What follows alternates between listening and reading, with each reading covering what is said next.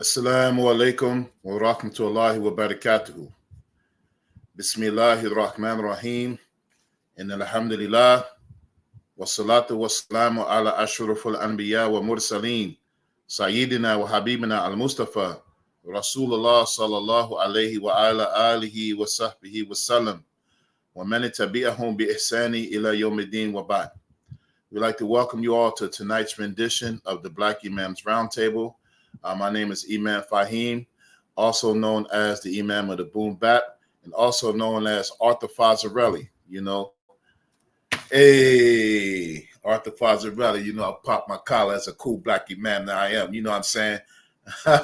So I'm along with my two esteemed Imams and brothers and teachers and compadres to my side, to my side, only on the screen, but definitely above me in status and rank, as my beloved Imam Amin Muhammad of Masjid Muhammad of Atlantic City, and below me only because the way the screen splits, because if we had to do it according to how it is, he would be not even on the screen. Like they would have to minimize us and put his. So I don't know how we have to adjust that to give him his right. We have our esteemed Sheikh, Imam Naeem Abdullah, of Masjid of Pittsburgh, and we are the Black Imams. Alhamdulillah, we are here tonight to have a discussion with all of you. Firstly, we thank you all for joining us tonight. May Allah subhanahu wa ta'ala bless you. And we ask that Allah subhanahu wa ta'ala, by his grace and his mercy and his virtue upon us, that he will give us barakah in this gathering. He will forgive us for any mistakes, and he will allow it to be beneficial for those who listen, those who are present, and those who may listen later. So first things first, we ask you to please share this session. And then we also ask you, to cover that entrance fee, inshallah ta'ala. We humbly suggest an amount of $10 per person. So if you're on live, please try to be sure to, make a donation. We have a responsibility, 360 joints in our body, to do sadaqah, make those hands be busy, making transactions, do it for one person, two people besides yourself. And those of you, Allah who's subhanahu wa ta'ala blessed with wealth, you know who you are, give for 5 or 10 people, go ahead and knock that thing out, man. You know what I mean? May Allah who's subhanahu wa ta'ala bless you and raise your rank and increase your reward. I mean.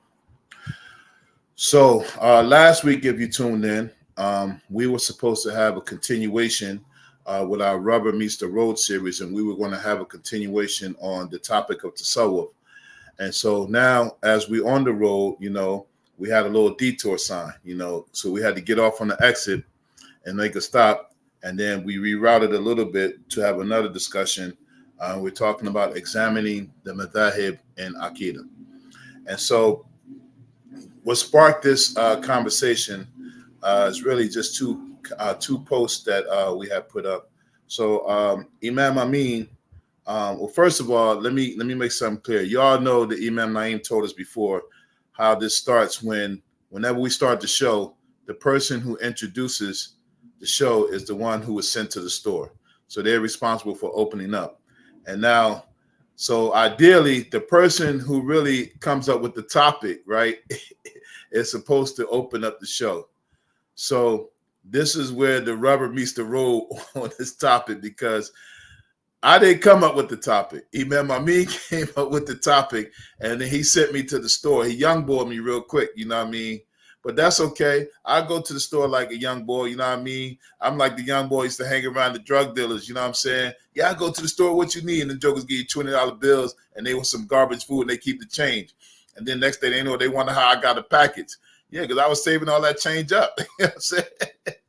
I would have got me something, man. I'm going to get on, So Imam Amin switched it on me. So I was sent to the store. And so to open up with this topic. So what sparked this topic is that we had two, just random comments on our pages. Let me pull Imam Amin's up. So we were just basically talking about, Aqidah and Madhaahib and the stuff that we normally talk about. And let me pull this up. Imam Amin, do you have it ready, or hold on? Let me look on your page. Hold on. Okay, hold on 1 second. Okay, so Imam Amin posted this yesterday. He said, and he's just quoting a regular person who, you know, is basically saying that they follow Quran and Sunnah, they like follow the Dalil, right? A person who says, I don't follow a madhab in Aqidah can be interpreted as, I believe that I can deduce creedal matters independently of qualified scholars. And, you know, so this is a topic that's very important because many people, you know, when we talk about Madhaahib and, you know, following the schools of Aqidah, which traditionally is the Asharis and the Maturidis, and those who also believe along with them, aka the Fudala min al-Hanabila, right? So these are traditionally the schools of Aqidah that have been passed down as a curriculum and been codified and examined and, you know, thoroughly, you know, done so that we have a clear understanding of how to believe in Allah subhanahu wa ta'ala. Because before you can properly worship Allah, you have to properly believe in him. And that's what these schools do. They have an outline or overview of what it is to have a proper belief in Allah subhanahu wa ta'ala. And so sometimes you hear these people who use this term, you know, I follow Quran and Sunnah, or I follow where the proofs take me. And so one of the questions that should come up in people's mind is, how do you do it? You know, what kind of methodology do you use? You know, especially when a person normally who says this, they don't have the qualifications to know the sciences of the Quran, reading and recitation, and knowing what is nasik and what is mansukh and all the sciences of the Quran. And then the same way with the Sunnah. What are the classifications of the Sunnah? What are the aims of the Sunnah? What is the Sunnah according to the Fuqaha? What is the Sunnah according to the scholars of Hadith? You know, and so that means if a person has to know all this stuff, then they are the super level of knowledge just to say that they could take from Quran and Sunnah. It's not as simple as just, you know, opening up, you know, your noble Quran, and, you know, you got Sahih Bukhari or the summarized version of the Kutub al-Sitta, and all of a sudden you're just following the proofs, you know. And this is what people think that they're doing when they say following Quran and Sunnah. And so that's one thing, you know. People think that they can independently not follow any structured or any structured scholarship that has been passed down throughout the ages, you know, since the time of the Salaf, you know. And so that was one post. And the other post was on my page, and I didn't know it, you know, I didn't think it was going to get that much traction. I was just something on my mind. And because in the area that we live in, you know, we're surrounded by these people who have this, you know, Wahhabi ideology that the majority of the Muslims are misguided. The majority of Muslims don't know Tawheed. We had recently a young sister that took Shahada, and then she encountered one of these people, one of these Wahhabis, and he asked her, do they teach Tawheed at that masjid? Do they teach Tawheed at that masjid? Like, you know, I was almost tempted to find out, who is this cat? Please put me on. Let me talk to him. But I don't know. But just thinking about these things. So I had put a post on my page, and I think this was when did I do this? I did this morning. So the post that I put, and just thinking about it, reflecting, always trying to come up with something. And so I said, learning Ashari Aqidah is not learning a different Aqidah, as some try to imply, but learning a system that teaches you to be intellectually equipped to follow the Quran and the Sunnah. Being intellectually equipped to follow the Quran and Sunnah. And so this is what sparked our discussion today, because I think Imam Amin has some feedback on his page. I didn't get a chance to read it. And then I had a number of shares on my page, some comments. One brother in particular, that I've had some discussions with him online previously, and he commented on my page, and he asked me, he said, well, how do you understand, you know, this, he quoted a verse from the Quran about, you know, things being, Allah has intended ease for you and doesn't intend for you difficulty. And then he quoted the hadith about, you know, make things easy and do not make them difficult. And then he asked the question, what is your response talking to me? Like, shouldn't Aqidah be something for the, you know, something for the person to follow, the lay person? And so the question itself suggests that Ashari Aqidah is something that the layperson doesn't understand, right? Or that they're not equipped to understand. And so I did a response because I read this on someone else's page that they actually just try to say that this whole Ashuri Aqidah, and then they quote concentrate on the part of Ilm Kalam, which is a part of being Sunni Aqidah, right? That is reserved for the scholars, right? He just kind of said that this is reserved for the scholars and that the layperson doesn't need to know about these things. And so they're assuming that, when you're learning Ashuri Aqidah, that you're learning all of this, they call it Greek philosophy and learning from Socrates and you go on some of their pseudo pages like ashuris.com and maturidis.com. And if you don't know who's behind it, you'll think that this is Ashuri. They're really attacking the Ashuri and Maturidi schools by picking and choosing what they want from the school and not following the curriculum. So that was my answer to the brother. Like, this is the aim of the Ashuri and the Maturidi schools, is that it takes you from the simple to the complex.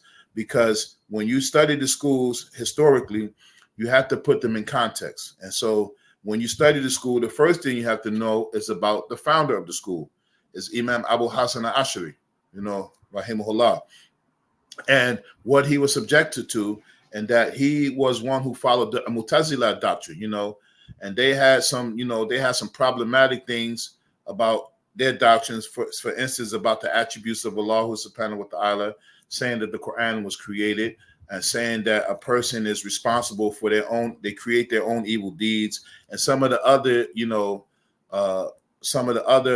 abhorrences that they, teach in the Mu'tazila school. And Imam Abu Hassan al-Ash'ari learned from that school. He learned from that school until he reached a point where he started to question some of the things that they were teaching, And then the other part we have to remember is that the Mu'tazila, we might mention them now as being in a stray group, right? But they weren't just like no pushovers during their time.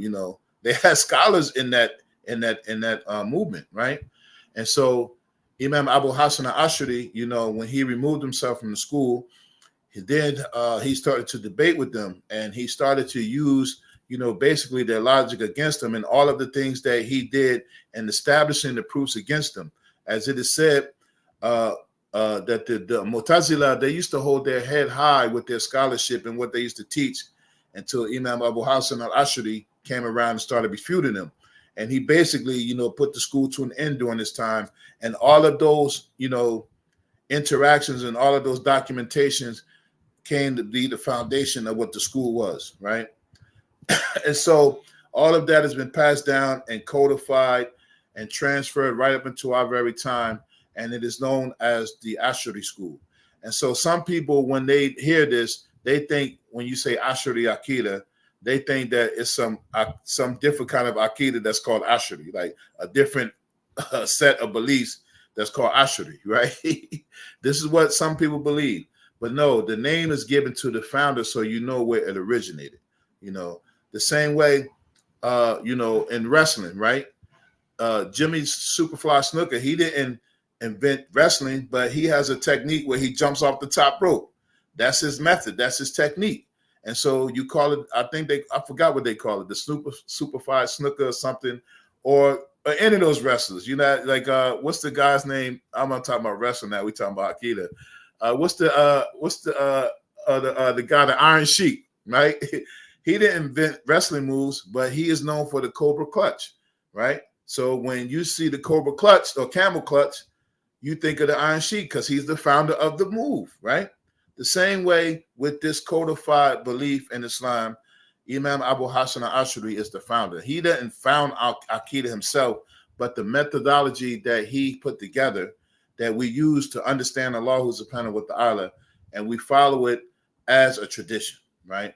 And so, I put that kind of thing on my page a lot of times on my page, besides if I'm, posting, stuff that trying to get likes and stuff, not trying to get likes, but, I post something stupid and then it's 100, 200 likes, and then I posted something about, something serious, something going on in the world.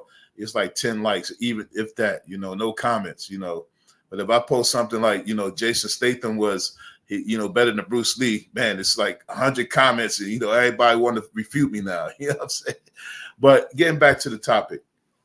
So when we posted these things kind of randomly, and so it just kind of sparked that that we need to discuss this, because we got a lot of, both the posts got a lot of mileage, and people interested, and this is one of the things in response to the brother comment on my post, is that the Ashuri school is taking simple concepts of how to believe in Allah subhanahu wa ta'ala, especially with relation to Allah's attributes and how we're supposed to believe in him. And also this discussion about having a literal approach and having a metaphorical approach with Allah subhanahu wa ta'ala's attributes. And then some of the other things that where people who strayed from the tradition, that became problematic. And so the school covers all of these things in detail, but it doesn't start with complex. So sometimes when you hear people who are detractors of the Ashuri school, they'll go into books that are complex and they say, see, this is what the Ashuris believe. See, right here it's recorded. Or one of the most famous things that, Imam Abu Hassan al-Ashuri, his last book was Al-Ibana, and in that book, yada, yada, yada, and that's what he died upon, And so all of those things that, we've already addressed, but we're just addressing for clarity, further clarity for, our people, and then for people who may be looking for understanding, because it is very clear that a lot of people still don't really understand this concept about what the school is. So we'll be discussing some of that tonight. But the school takes you from simple to complex, and then as you develop, it'll let you know who's equipped to really discuss these issues of Aqidah. And then as you learn the curriculum, you know that everybody is not equipped. So if you're a lay person, you might have to stop at the early part. You might make it the intermediate. And then very rarely does, one is going to have to be a scholar when they reach the level when they can have a discussion about ilm kalam, And so ilm kalam is not, just like rhetoric or philosophy. It is the science of being able to articulate the beliefs of the Muslims, in a way that is understood by all, not even just Muslims. So when you learn Aqidah properly, you can discuss with atheists, you can discuss with Scientologists, you can discuss with all these people who have a different view about Allah subhanahu wa ta'ala. You can have a healthy discussion, and you can have a discussion that refutes people who have these concepts about Allah. What people say, God is love, and all of these things that they have, that these things are not befitting Allah subhanahu wa ta'ala's majesty. And so the Ashuri school and the Maturidi school and the Fudala Min al-Hanabila, they all discuss this stuff so that now we can easily believe, we can have belief with ease, and all we have to do is work on our yaqeen, working on our certainty, and working on increasing our belief, So that's the foundation of this discussion tonight.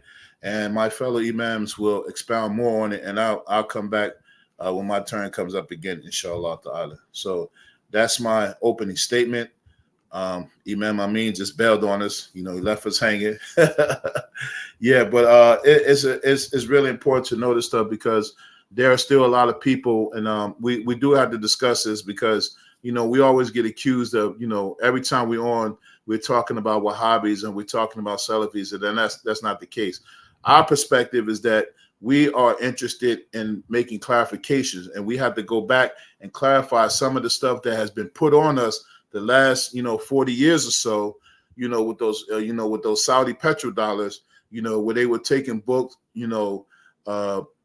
tampering with books, taking things out, changing chapters in books, having whole books where the book says one thing, and then when they translate it, something else, and all of these kind of things that when you go back and you see the treachery of this so-called scholarship and the attack on Ahl Sunnah, because they didn't want to follow the tradition, they didn't, and they weren't trained in the tradition. And so that was one of the things I mentioned to the brother, may Allah reward him, because we didn't really get into a back and forth.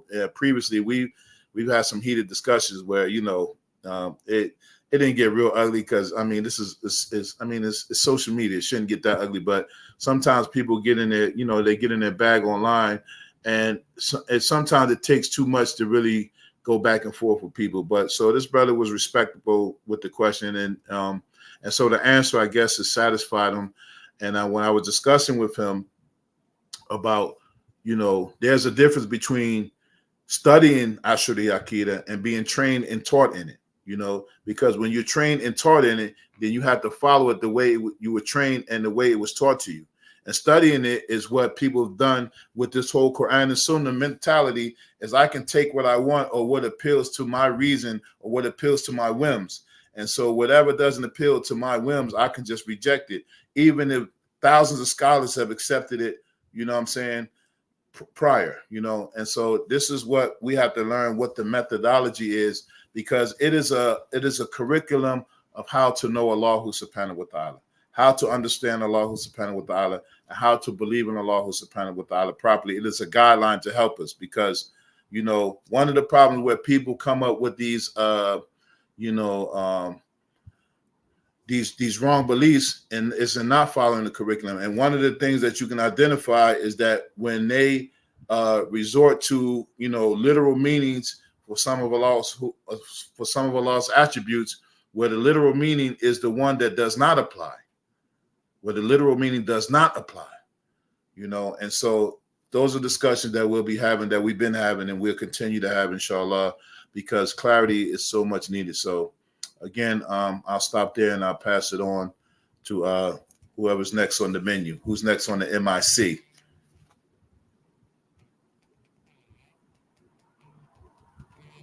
Inshallah. I wanted to, before Imam Naeem goes, inshallah, I wanted to just have a real down-to-earth talk with us for a minute.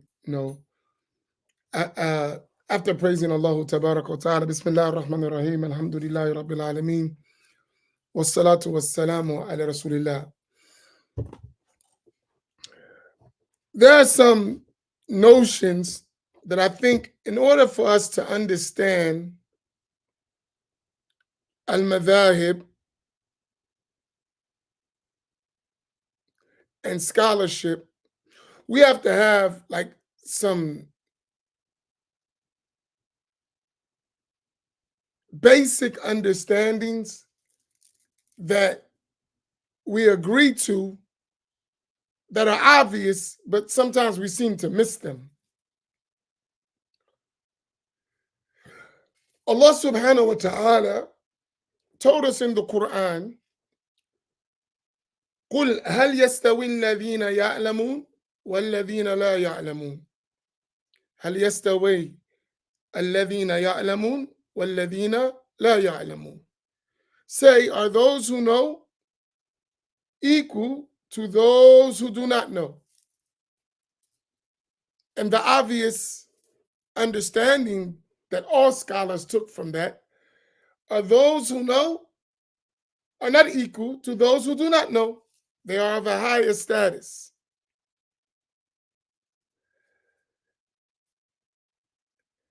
And Allah subhanahu wa ta'ala commanded us in the Quran, for those who don't know, to have recourse to those who do know. When Allah said, فَاسْأَلُوا أَهْلِ الذِّكْرِ إِن كُنْتُمْ لَا تَعْلَمُونَ, ask the people of knowledge, or the people of the remembrance, who are the people of knowledge, if you do not understand or you do not know. So I think one of the things that makes talking about this subject a little difficult is because we didn't understand well what we know and what we don't know.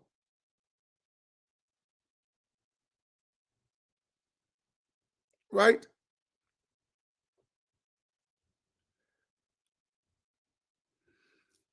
Most of us, if we're be honest with ourselves, we didn't have a structured form of learning the Islamic sciences.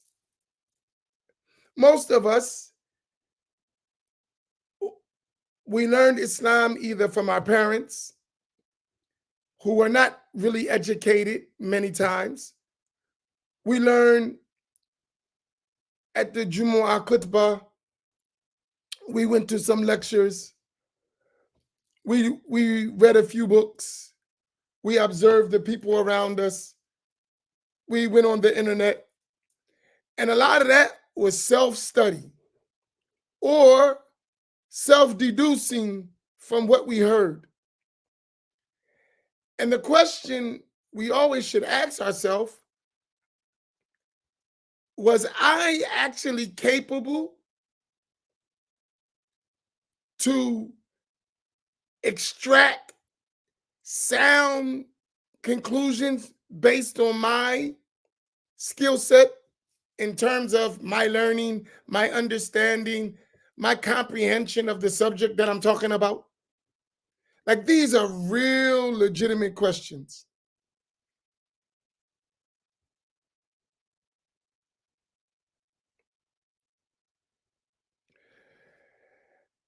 And a lot of this, for sure, is going to require us to be honest with ourselves. So the approach for many of us should be one of learning, not taking a position when you haven't learned. What is the difference between a valid position and an invalid position? That's just at the base level. And we all would agree with that. In anything we do, we never try to become a skilled professional in something until we learn. We don't make the claims of understanding until we are trained. And our religious knowledge, whether it is in belief, whether it is in jurisprudence, or any field of Islamic studies, there needs to be a period of actually learning and acquiring. I give you an example. Sometimes on the internet, people quote and they challenge issues. The first question I ask a person when we are like outside of the thing, from where did you learn? What did you study in what we're talking about? And when it's not public, where somebody doesn't get embarrassed, the answer most of the time is, I haven't studied. I've never even read with a qualified person one book in the subject I'm talking about, which means you're not even a beginner in the subject. And you're talking from a side of like you're competent in the subject matter. You're not. You didn't, not because you're not intelligent. You didn't learn in the first place to even have a conversation about it. So for such a person, they should be inquiring, not objecting. You're not in a position to object. You don't know. You actually have to learn first the matters that we're talking about. And another side to that, this is just like laying some ground rules for us.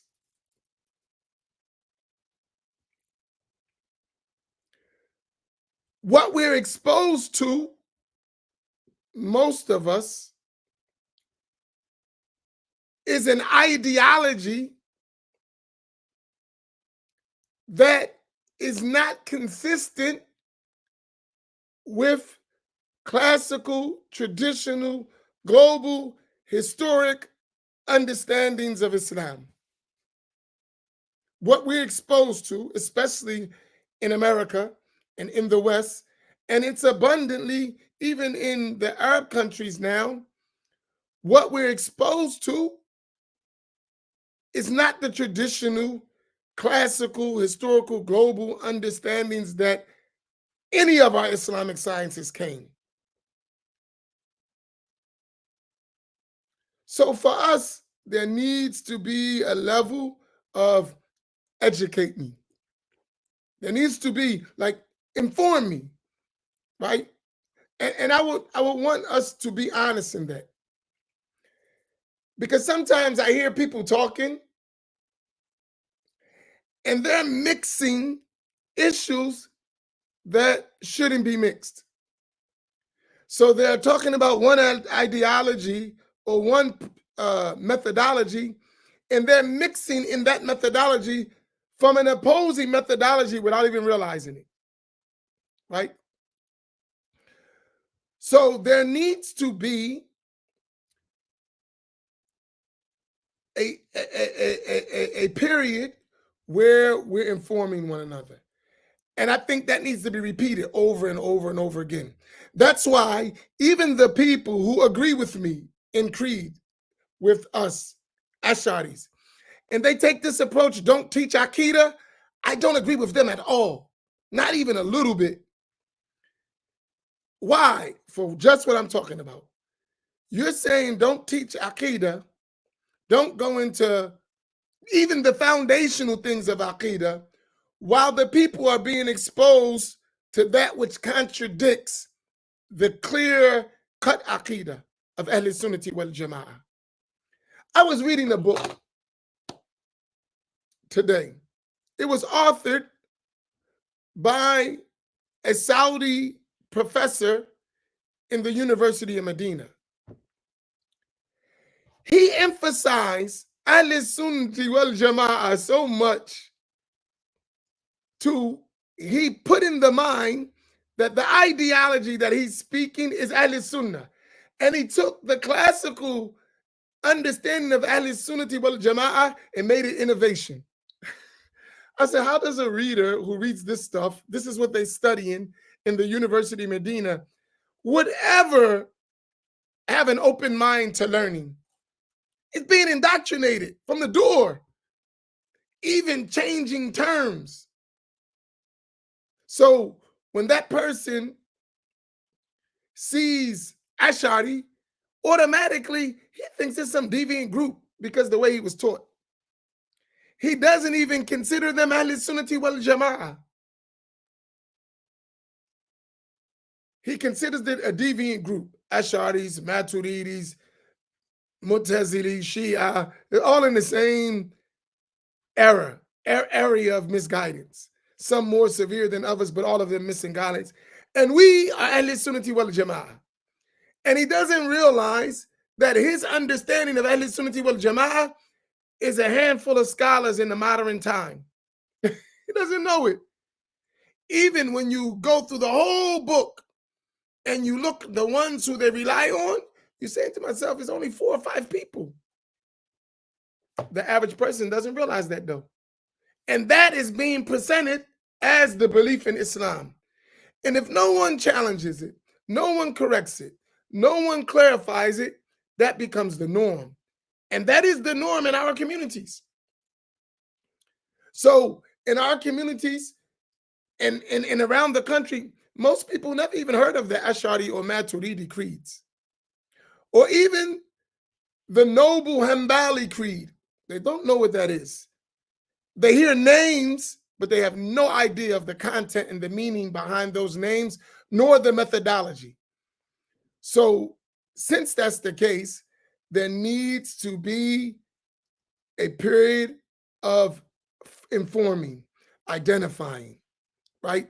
Because things are being mixed, right? And that's without the intentional compromising of principles for political ends. And I can mean political, meaning to get along so you can get followers, so you start compromising things. That goes on a lot, which adds to the confusion, right? It's not like saying we're cooperating in this. You start to make everything as if it is, it doesn't matter. You can believe that. You can believe that. You don't have to know this. You don't. And even the people on either end of the disagreement don't agree with that. Nobody. So that has become its own madhab, the freestyle Protestant Islamic movement. That's a madhab. It just don't have a name. It's every single individual who don't want to learn, they can just do it themselves. So you have your own methodology. And this is a mistake. So I wanted to just set that up in terms of, before we really expand on the subject, like some of us, be honest with yourself. I didn't learn. I need to learn. And that is extremely important for us to admit, right? Like, extremely important. And it's no blame on you. It was not arranged for you to learn, right? And don't be shy in that. I didn't learn. I was mistaken, and I need to correct some notions. There are notions that need to be corrected. That's our situation. So I just wanted to add that before I go into what I wanted to talk about. So I hope that's clear as my introduction to what we're going to talk about. Listen, allow for yourself to be educated and informed about things you don't know. Don't pretend you know something you don't, right? And being that may be the case, also be open that you may be mistaken in some things you believe. Not because of you yourself, because your access and availability. And Allah knows best. I'll pass to Imam Naeem.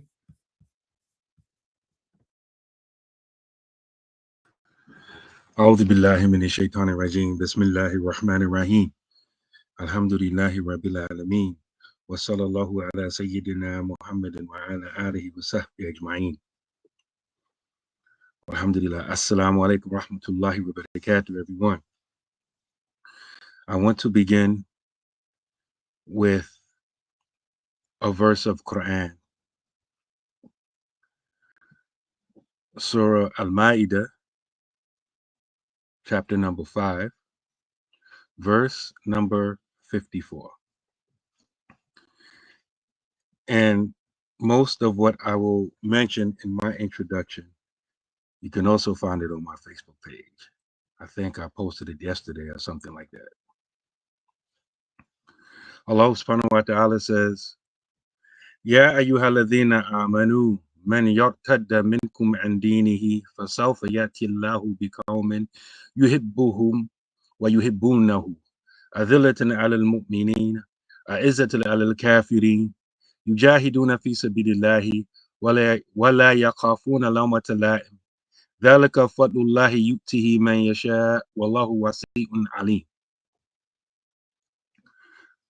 Which means, O you who believe, whoever turns back from his deen, his religion, Allah will bring in their place a people whom he loves and who love him. Humble towards the believers, stern towards the disbelievers, struggling in the way of Allah, and not fearing the blame of any blamer. That is the bounty of Allah, and he gives it to whomsoever he pleases, and Allah is the all-embracing, all-knowing. Once again, this is Surah Al-Ma'idah, chapter number 5, verse number 54. We mentioned this verse because Allah subhanahu wa ta'ala mentions that if people apostate from al-Islam, if they turn back from their deen, Allah will replace them with a people. Now, when this verse was revealed, one of the companions was near the Messenger of Allah, sallallahu alaihi wasallam, very famous companion. His name was Abu Musa al-Ash'ari. Abu Musa al-Ash'ari. His people are from Yemen. All of this is significant. So when this verse was revealed, the Messenger of Allah sallallahu alaihi wasallam, Prophet Muhammad sallallahu alaihi wasallam, pointed to Abu Musa al-Ashari and said, they are this man's people, meaning the people that Allah will bring to replace the people who turn away from the deen belong to this man's people, Abu Musa al-Ashari.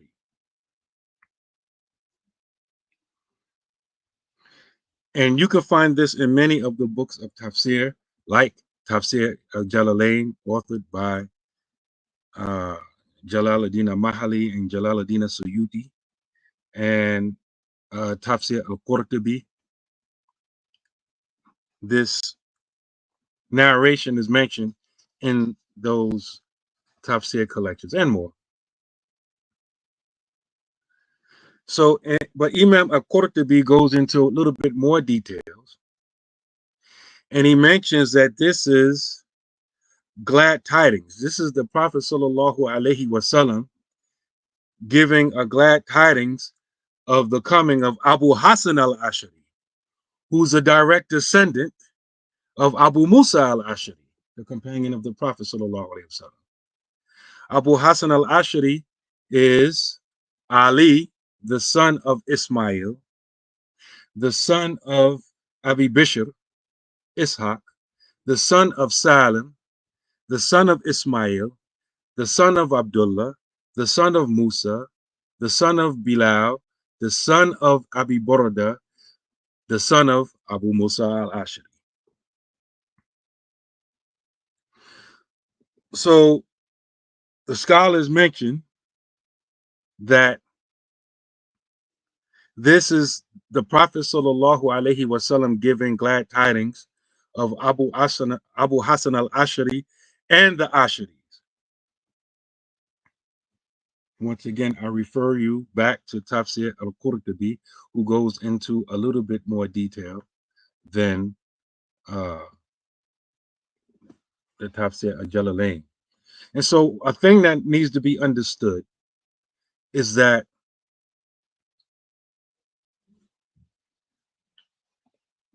in the 3rd and 4th century, things were codified, organized, and given a structure. They weren't created.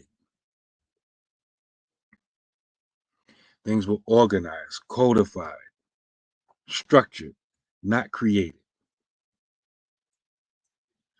In the same way that Imam Malik didn't create a sunnah, he organized it. So like when we're talking about fiqh, the outward practice of Islam, and we say you have to follow a madhab, people that don't understand, they get cheeky and they say something slick like, was Umar ibn al-Khattab a Maliki?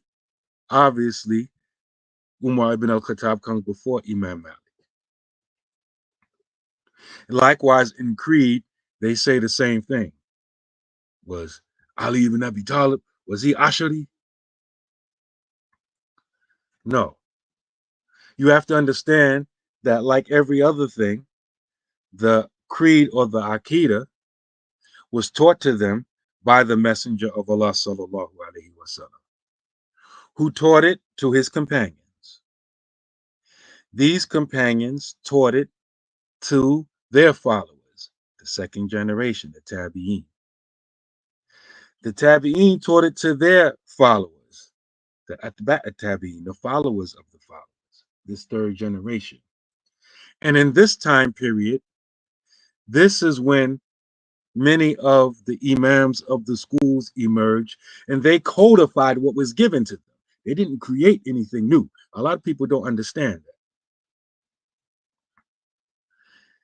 that. And oftentimes when someone organizes something, or they were trailblazers in the field, the whole field gets named after them. It's not that they created it, they just put so much work in that all of the scholars and their peers of that time and afterwards named that whole thing after them.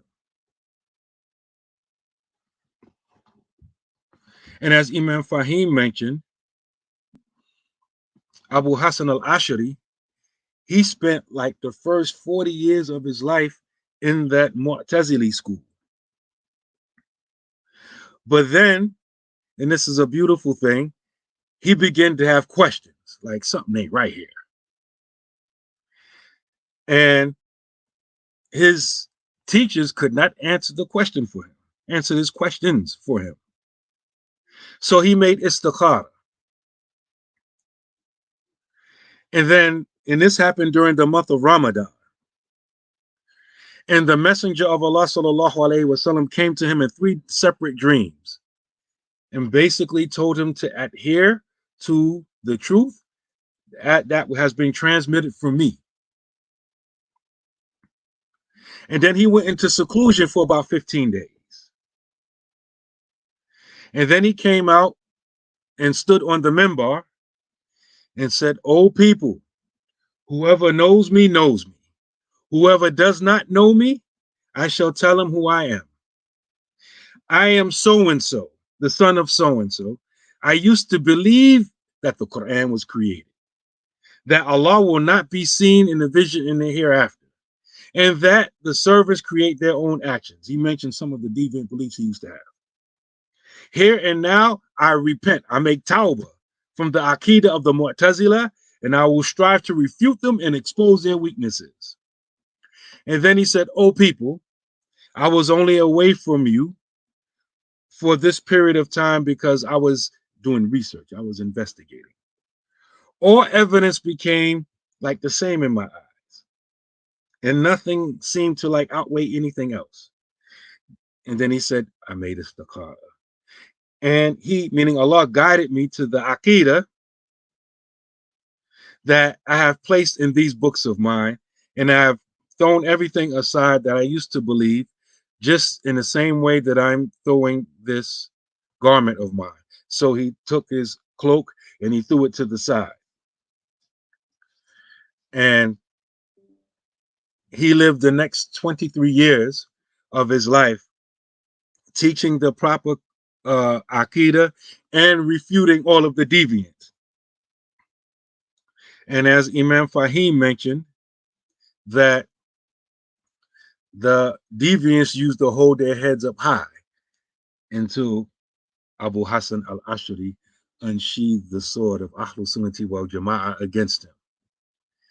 He put in so much work teaching the proper Aqidah that the scholars considered him the Mujaddid, the reviver of the 3rd century Hijrah.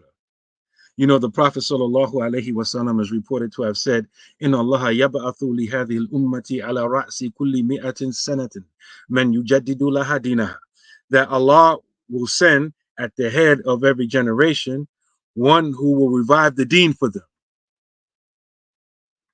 That's where we get the concept mujaddid from that hadith in Abi Dawood, narrated by Abu Hurairah. And so the scholars considered him, Abu Hassan al-Ash'ari, to be the mujaddid, the reviver of the faith of that generation. And as we mentioned, they named the whole creed after him. So much so that, you know, we say Ash'ari and Maturidi, but it is well known that when you say Ash'ari, you also include the Maturidis and anyone else who agrees with them. And then he died at the age of 63, the same age as the Messenger of Allah sallallahu alaihi wasallam. So I wanted to mention that, and I wanted to mention because one person asked a question: what books I need to study Ash'ari and Maturidi creed? See, and that question is deep, and it's a good question. That question is deep because a lot of people think, either consciously or subconsciously, that if I want to study the Ash'ari creed, I got to study something outside, something different than the norm. No, when you study Islam and you study the belief, when you study basic books, right, 9 times out of 10, Ash'ari creed is going to be in there. I'll give you an example. I pulled out 4 books, and our family should know these books. Imam Haddad, the Book of Assistance, right? Imam Amin has taught this plenty times. in the beginning of the book is going to talk about belief, right? It's there. So when you learn Aqidah in these basic books, it's going to be there. You're learning Ashari Creed, another book. Abdullah bin Hussein bin Tahir by Alawi al-Hadrami al-Shafi. You learn this book from Imam Amin too. When you learn this book, you are learning Ashari Creed.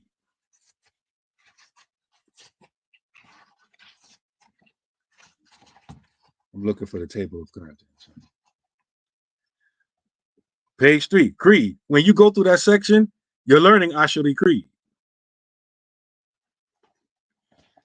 If you studied the books of Shehu Uthman Dan Fodio with me, like Umdatu Bayan, the first section is on Tawheed, Aqidah. When you read this book, you're learning Ashari Creed. You also learn this book for me, Usuluddin, also by Sheikh Uthman Dan Fodio. The whole book is about Creed. It's about Ashari Creed. That is the default normal learning session in many books. And this is why what Imam Amin said is so important. When you learn Islam properly with accepted books and trustworthy teachers at the basic level, you're going to be learning Ashari Creed. And connected, I want to also answer with that because a lot of times we don't realize, like we get stuff mixed up. Everything has basic stuff and advanced stuff, right? So I'm just reading from this book right here that I just showed you.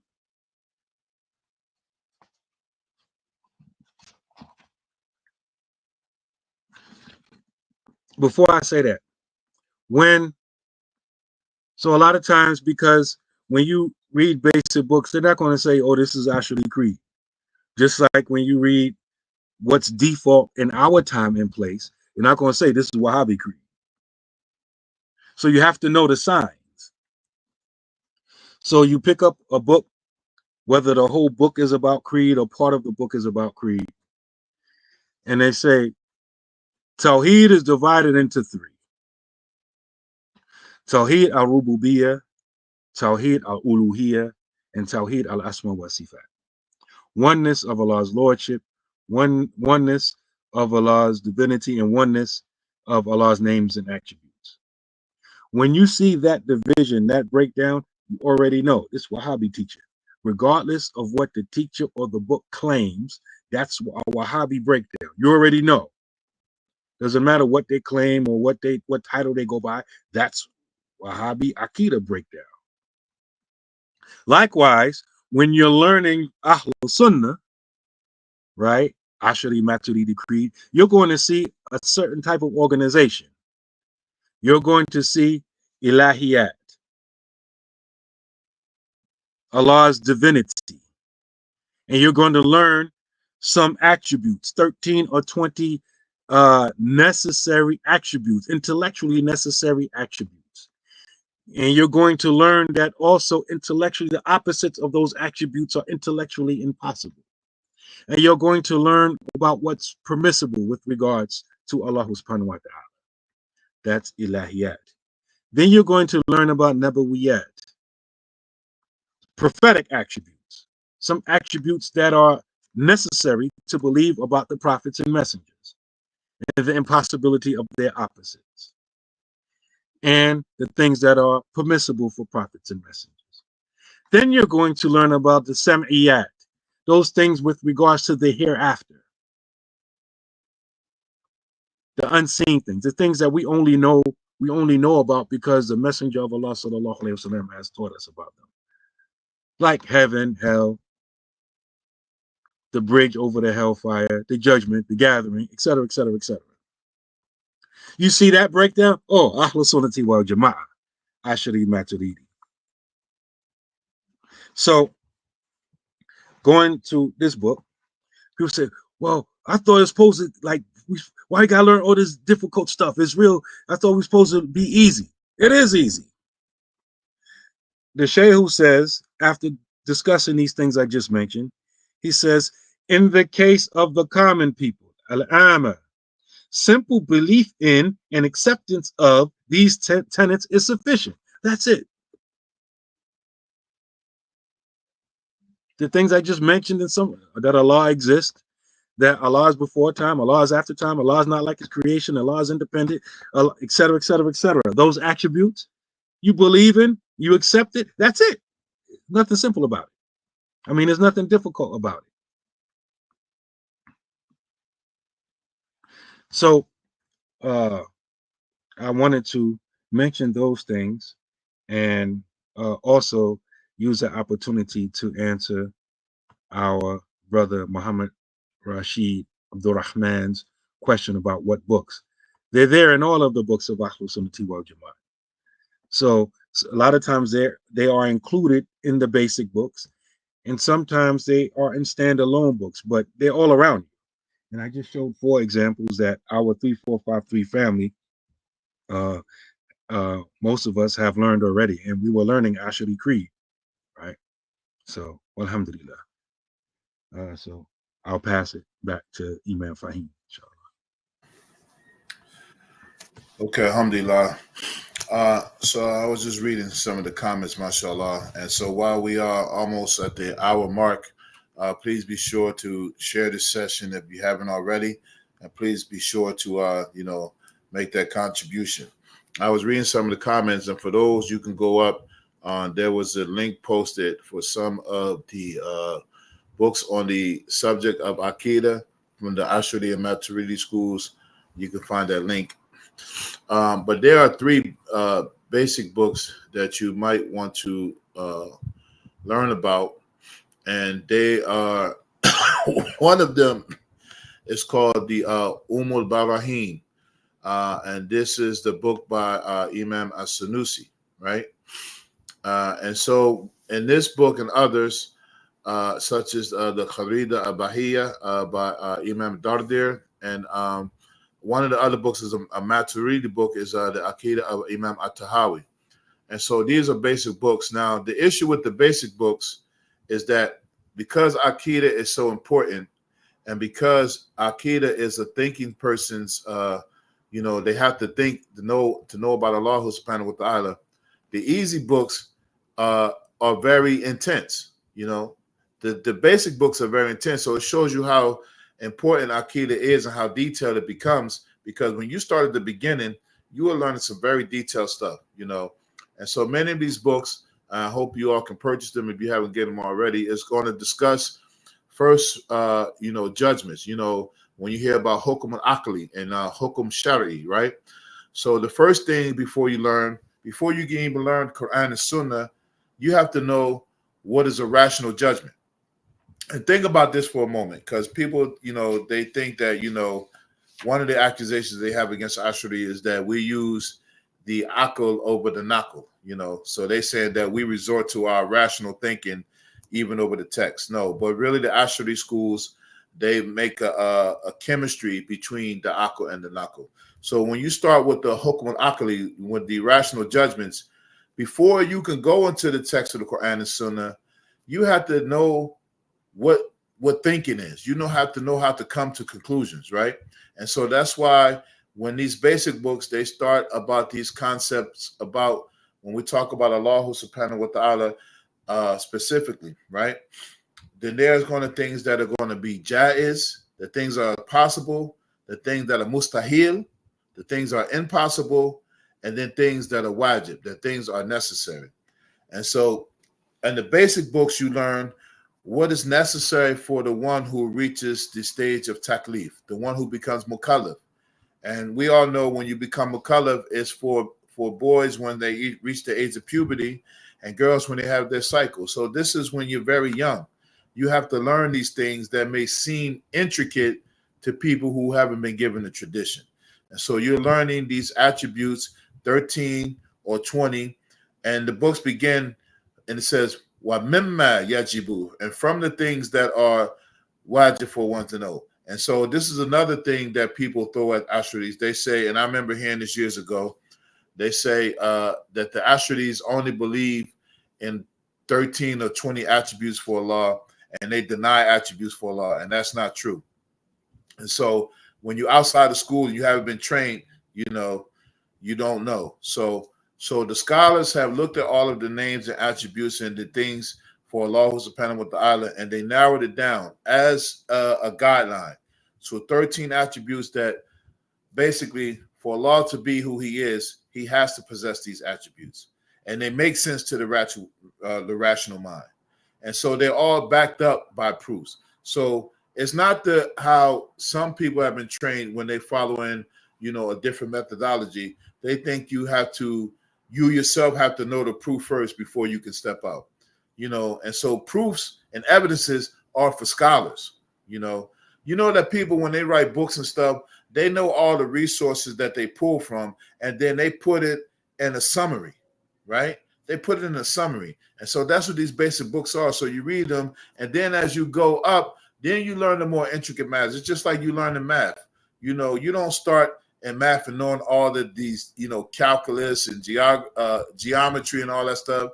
You learn 1 + 1 is 2. You learn the addition, subtraction, multiplication, and division. You learn your timetables. All right. Then you learn, when you get deeper, you learn, please excuse my dear Aunt Sally, right? Then you learn more stuff. But you don't get at the complex books. And then, and so even with the complex books, when you get to them, you still have to know the basics. When you do math, you get deeper to math and you get into all of those, what they call them? I wasn't ever good at math. Formulas, right? And when you deducing them formulas, especially like in algebra, elementary algebra, is always going to bring you back to the simple math concepts that you have to have mastered before you can move on, right? And it's the same thing in the science of Aqidah. You start from the basics. You're learning what you need to know about Allah subhanahu wa ta'ala. And the first thing that you first know is that Allah subhanahu wa ta'ala, he has to exist. So this covers all bases, that Allah subhanahu wa ta'ala, he is mawjood, that he is existing, right?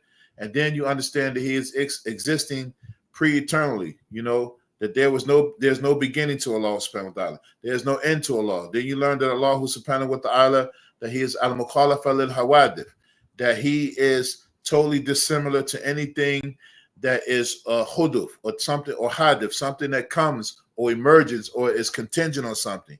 And then you learn that Allah subhanahu wa ta'ala is al-qiyam bi nafs, that he is totally independent in and of himself, that he is not in need of things. And so when you learn these necessary attributes, and then when you apply them, learning about Allah subhanahu wa ta'ala, then you understand some of the beliefs that Ash'aris have, and then you understand people who have opposing beliefs, why they can't be true, because of these attributes that Allah subhanahu wa ta'ala has, which appeals to your rational judgment. So for instance, if Allah subhanahu wa ta'ala, if he is qiyam bi nafsi, if he is totally independent in and of himself, that means he is not in need of anything. He is not in need of a place. He is not in need of a qualifier. He is not in need of something to assist him, And so when you apply these things literally, when we talk about Aqidah, that, people say that Allah basically is above the throne. And so they put him in proximity and place and location. That means that Allah would be dependent on these things to exist, and he doesn't. He's not in need of anything, because the throne, the place, movement, all of these things are created things by Allah subhanahu wa ta'ala, means they have a hadith, they have a beginning, they emerge from somewhere, and Allah subhanahu wa ta'ala is different from anything that comes from something or comes from non-existence, and he cannot be compared to these things.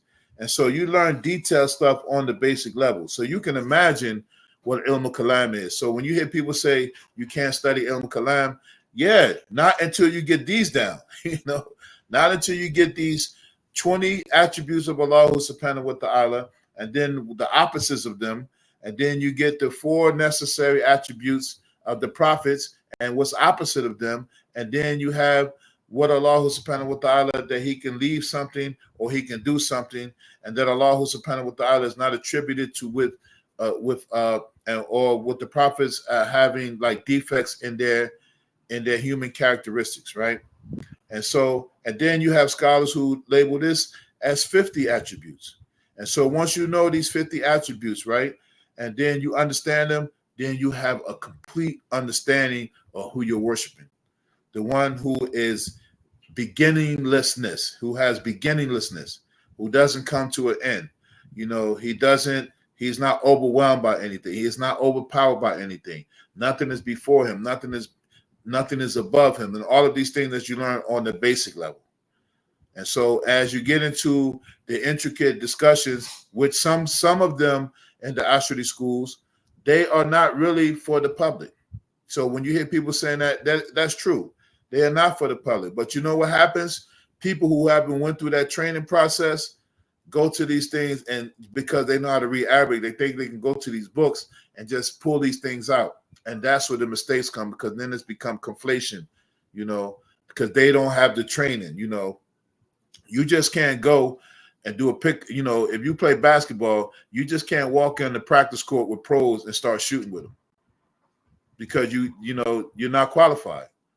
I don't care how good you look on the court when you're by yourself. It's like, when you slap box in the mirror, you think you got a jab, you think you got a hook. Yeah, that's nice until somebody punch you in the mouth. Then you know that you missed some steps. And so that's what been happening when people who have bypassed the Ashari and Maturidi tradition of Aqidah, that they missed a lot of steps.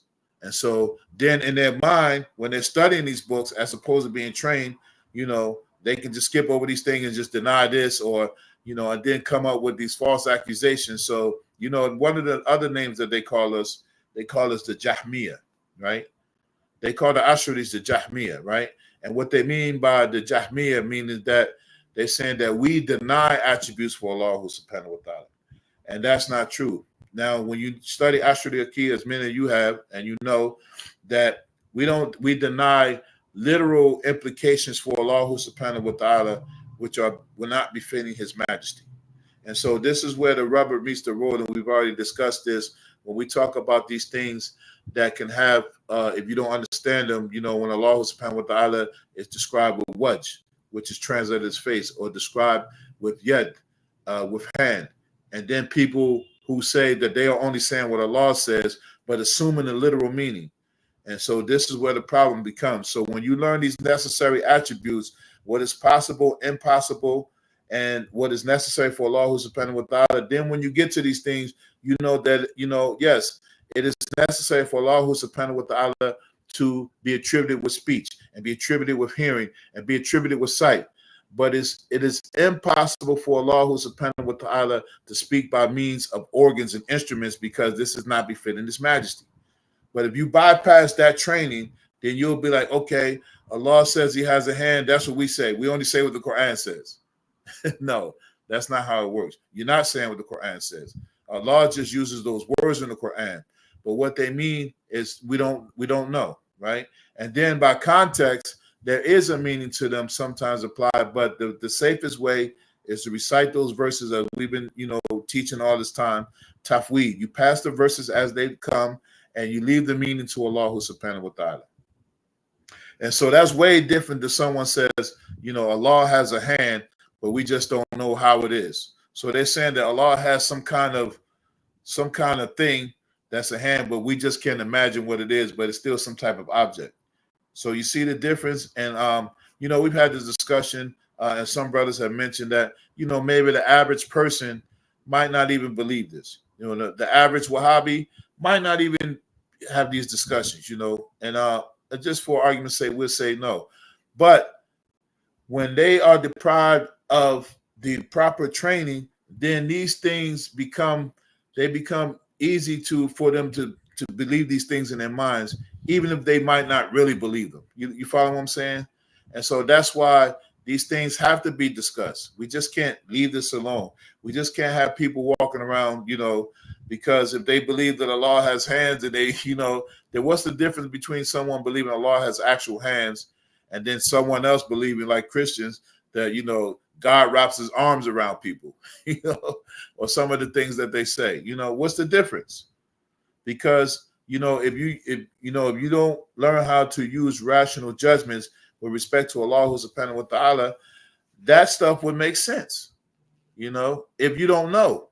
That's why it makes sense to people because, you know, if you think about it, while Yada Billah, you know, if Allah were to have hands, then it would make sense that he would have arms. But these things are not befitting Allah subhanahu wa ta'ala in the first place. You follow what I'm saying? So, you know, and so some of these things they believe or they promote is very dangerous. Why? This is why when you learn the training in the Ashri school and the Maturidi school, you know that you don't even approach these things because now we're talking about Allah subhanahu wa ta'ala's essence, and Allah's essence will never be fully known in reality. And so that's why the training is important. And this is why it is important for us to really know what we're supposed to know and be able to articulate it and be able to counter these things when we come across them, you know. So we mentioned a few books that are basic, and you know, the basics, you know, they're nothing to sneeze at, you know. So, but when you get the basics down, you got a lot. You know, you got a lot in learning these necessary attributes for Allah subhanahu wa ta'ala and learning the impossibilities of those opposites of those attributes, and then what's possible for Allah subhanahu wa ta'ala. That is a lot because now you're getting a broader understanding of how to worship your Lord and know who you're worshiping, and that you're not worshiping an object. You're not worshiping something that's floating in space. You're not worshiping something that comes down into the first heaven and then, you know, ascends and descends and moves and all of these things that are qualities of created things. And so what's the first thing that you learn about Allah subhanahu wa ta'ala? That he is mawjood, right? That he is existing without any beginning. Without any beginning, nothing precedes Allah subhanahu wa ta'ala. And so that's on the basic level. So I really don't understand sometimes when people make this accusation like the Ashri Aqidah is difficult. No, what may be difficult is people who are, you know, supposedly having access by missing the training. You know, they didn't go through boot camp, right? And so now they want to be police officers in Aqidah, you know, but you didn't get the training, you know. And so in the metaphorical sense, you deserve to be shot. I hope they don't get us struck, man, but, you know, it is what it is. All right, so we've been waiting for you, Imam Amin. You up next. You was over here ducking wreck, man. You scared somebody's going to come in. Yeah, I was enjoying the expert, detailed explanation. Would you stop it, man? Therefore, I just said, listen to the brothers go, mashallah. So we get some questions, inshallah. So the first one that we had was, are there any uncorrupted, authentic chains that transmit the Athari Aqidah?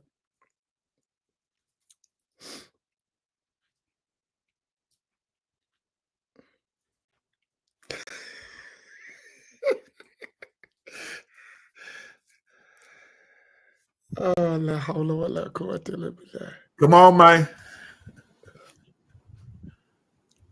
They need to be thoroughly searched and examined, which is a scholarly effort. And when I say a scholarly effort, that the one who does that needs to be a researcher, has to know some types of other knowledges that are not for common people. So in other words, you need to know the science of ilm al-rijal, of knowledge of the narrators, that are those people who transmitted knowledge at each level. So you need to know their biographies, their histories, from whom they learned and from who learned from them.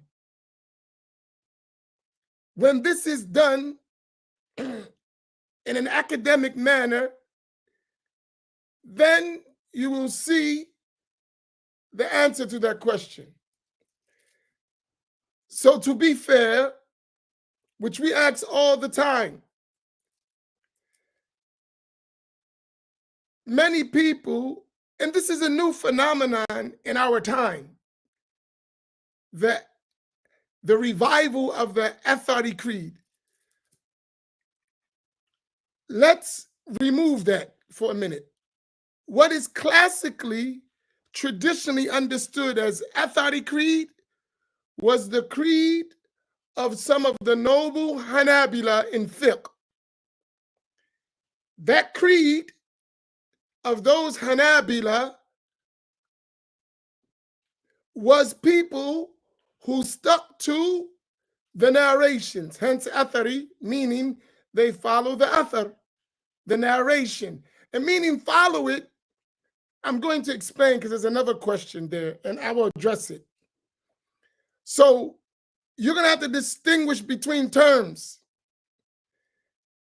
because what you have today is Athari for a covering of Wahhabi.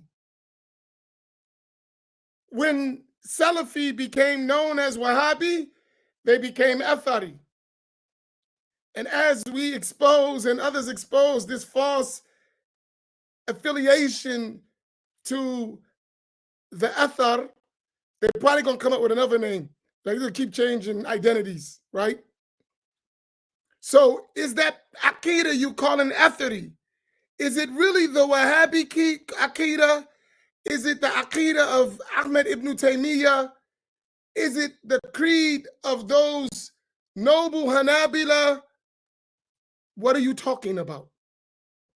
And that's a serious question, depending who's using the term, right?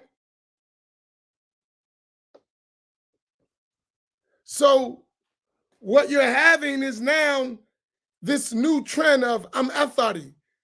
Translation often, I'm Wahhabi, but I don't want to attribute with Muhammad ibn Abdul Wahhab. So really, Muhammad ibn Abdul Wahhab's Aqidah was the Athari Aqidah. No, it's the Wahhabi Aqidah, and you calling it Athari. That's a claim that needs to be challenged. So beware of this. Many of these recovering Salafis are now claiming we're Athari with the same Wahhabi creed. So you have to be aware of that. Listen, don't take it as offensive when we speak the truth. If the person saying I'm Athari, say, okay, tell me your creed. When they explain the creed and you put that creed exactly next to the Wahhabi creed, which they called Salafi, if you put them together, it's the same thing. What's the difference? Except the name. The contents is the same. And I think this part we got to get. So are there uncorrupted, authentic chains that transmit the Athari Aqidah? You're saying the Aqidah of the Hanabila? Then that needs to be checked and it needs to be produced. And each narrator that you receive needs to be evaluated and checked. Was he a true holder of the creed, which is going to be known how? This is a little scholarly, but I need to give you an example so at least you know how it works. Imam Amin is claiming to be Ash'ari. That's my claim. I'm Ash'ari. I claim to follow the way of Al-Ash'a'ira, right?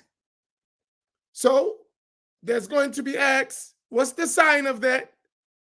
I learned from these people and I learned these books. Then that's me. Once you verify, yeah, he did learn from this person or this person or this person, right? Then you're going to go to the level of my teachers. I learned from this sheikh or this teacher, whether he's sheikh or not. Where did you get it from? From this person. Okay, now we're going to examine him. Did he have writings? Did he have students? Did he have teachers? From whom did he learn? Then you're going to connect it to the next person. At every level, you're going to do that to see if it is consistent back to books and authors of those books, and then from them back to, Mathalan, as an example, Imam al-Ash'ari, right? That's work. Now, the common person can't do that. But before we can answer that question, that type of research has to be done. If you follow what I'm saying? And that's in everything. That's how Islamic knowledge is transferred. Or else that anyone can make claims. Right? because all of us should have received our information from someone and some text. I hope none of us are making stuff up our own. So there is a way to trace, right? So for that, you have to bring the exact chain that's uncorrupted according to some claim, and then we have to evaluate the chain, right? And how was that knowledge transferred?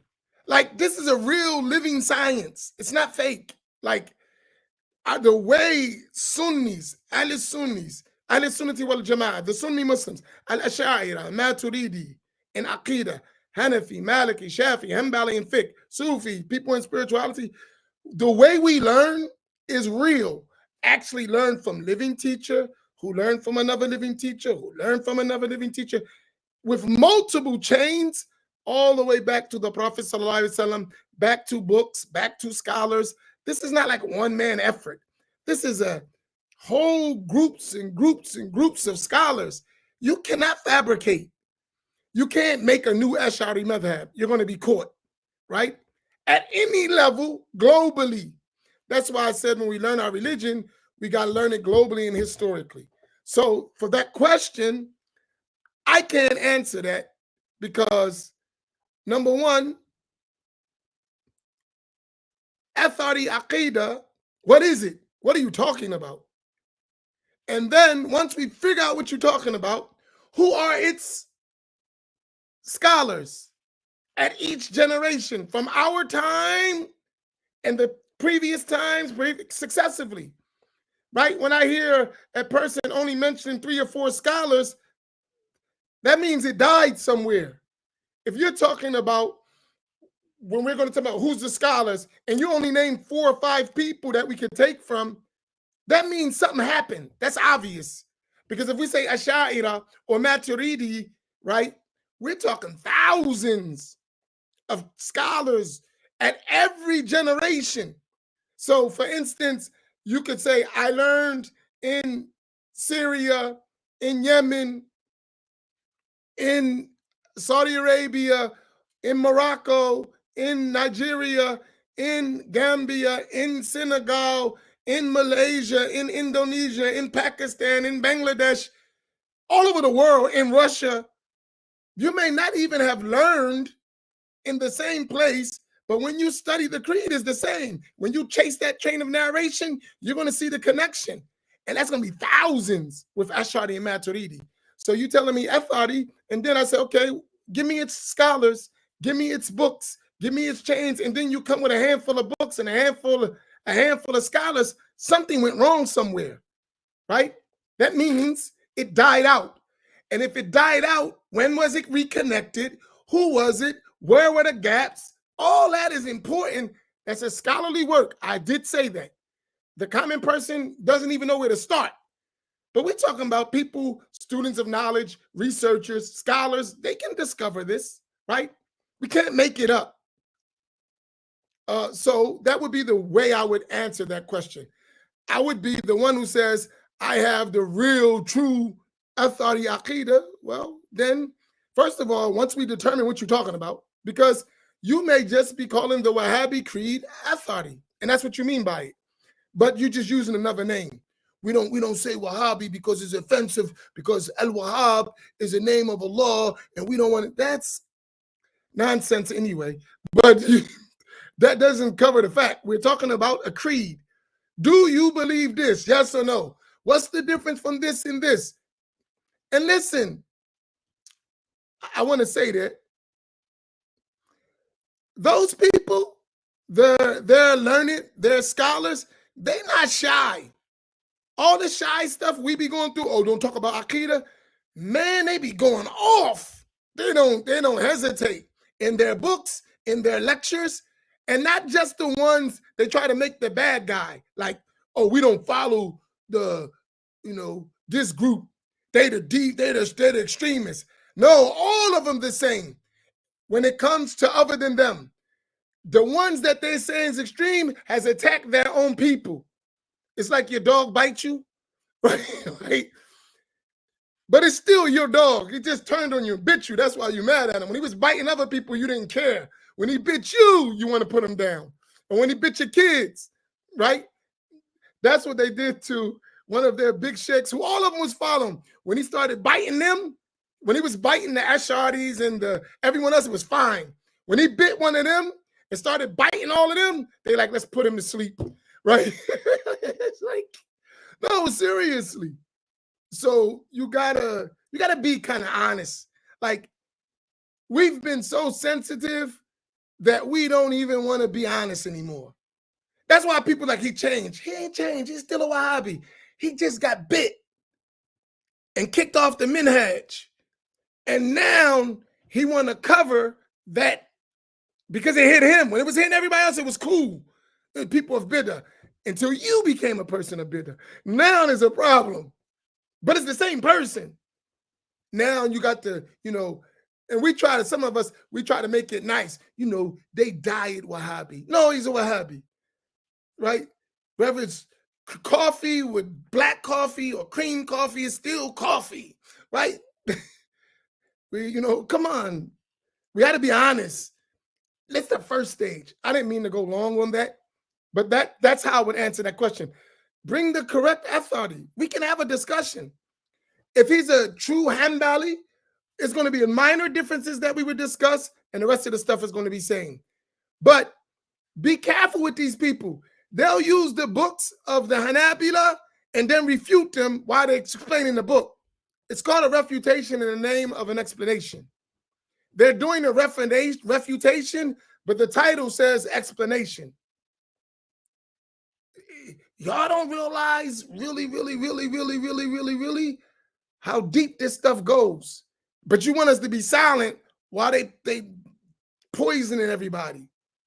So I'll answer that way. If that wasn't enough, Brother Uthman, please definitely ask another way for more clarification.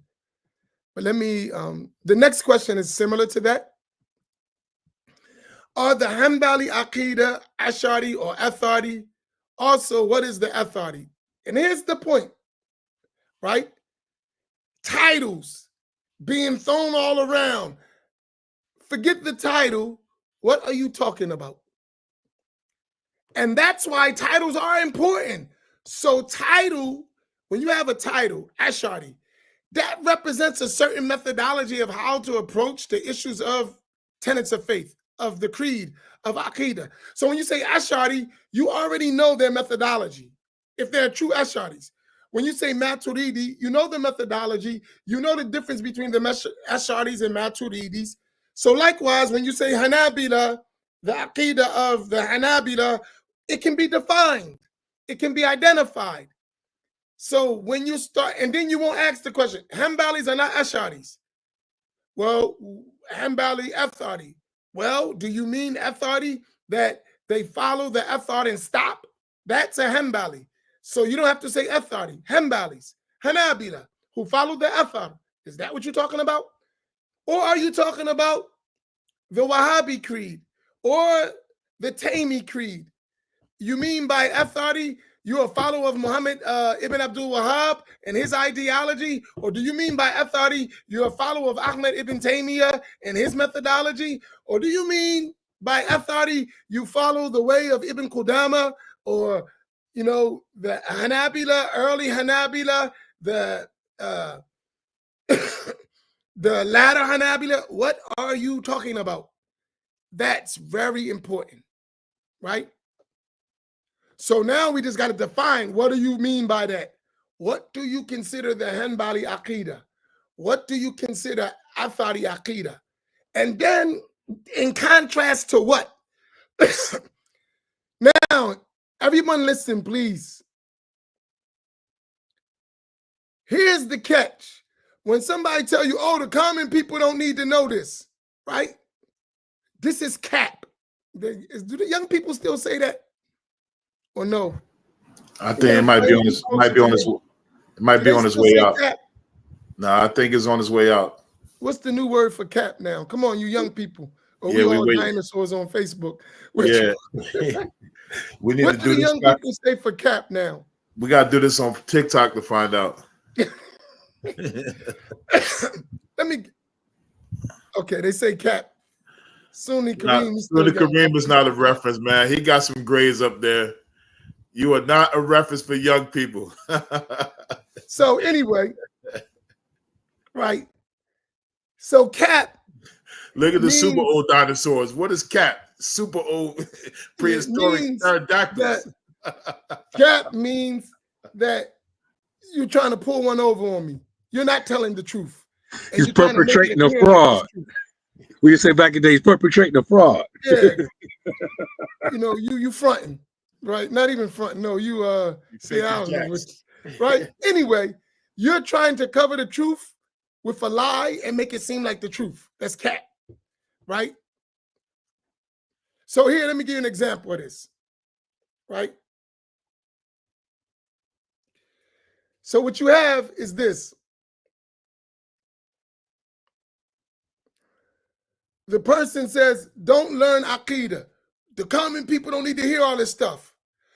While you're teaching the Wahhabi belief, but telling people, don't learn Aqidah, but you pushing an invalid Aqidah. In your books, in the lectures, you're making it the norm. So I told the students the other day, I said, you know what happened? And I'm telling them today too in class. I said, listen. I said, we were learning Aqidah. So I told them about Ash'ari and Maturidi. So one of the students looked like, wait a minute. So are Ash'ari and Maturidi Sunni? Innocent question, right? Why? Because for them, Salafi is real Sunnis. And that's what they see as Sunni. That's what's pushed. But they don't know Salafi is Wahhabi. They don't know that's the same creed with a different name. So they won't know that unless somebody tell them. And because of mass media and influence, the average person who's exposed is given Wahhabi creed as Islamic creed. And everything other than Wahhabi creed is not Islam. Do you follow the Cap? So the person is like, they ain't exposed to anything. And it couldn't be further from the truth. So they get mad. Why do you say Wahhabi? I'm just identifying a creed. You want me to speak to the creed? It's one who talks about Allah with literal attributes that gives kayfiyah, gives modality to Allah subhanahu wa ta'ala. And listen, when I say gives Allah a kayfiyah, even if they don't know the reality of the kayfiyah, a modality, howness, to attribute that to Allah is invalid. Right?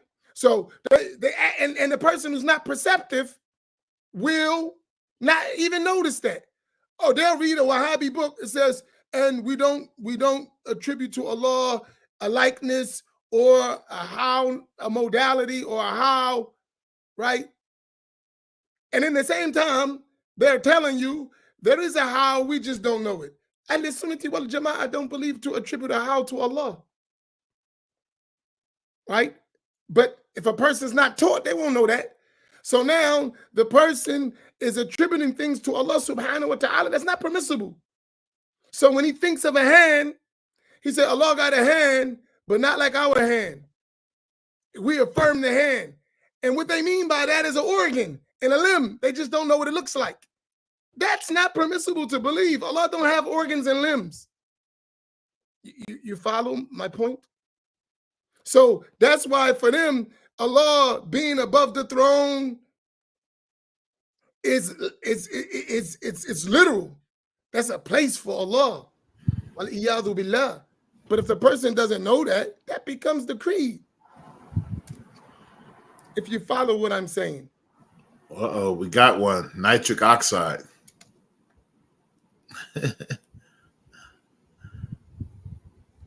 We got nitric oxide on the joint. I mean, we can explain. But if y'all follow what I'm saying, and this is just, listen, stop running from a discussion in the name of fleeing from debate. Please, can we put that up? Stop running from a necessary discussion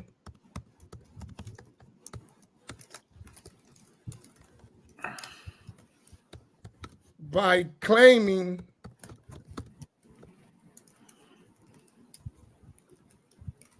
not wanting to debate. Stop running. I tried.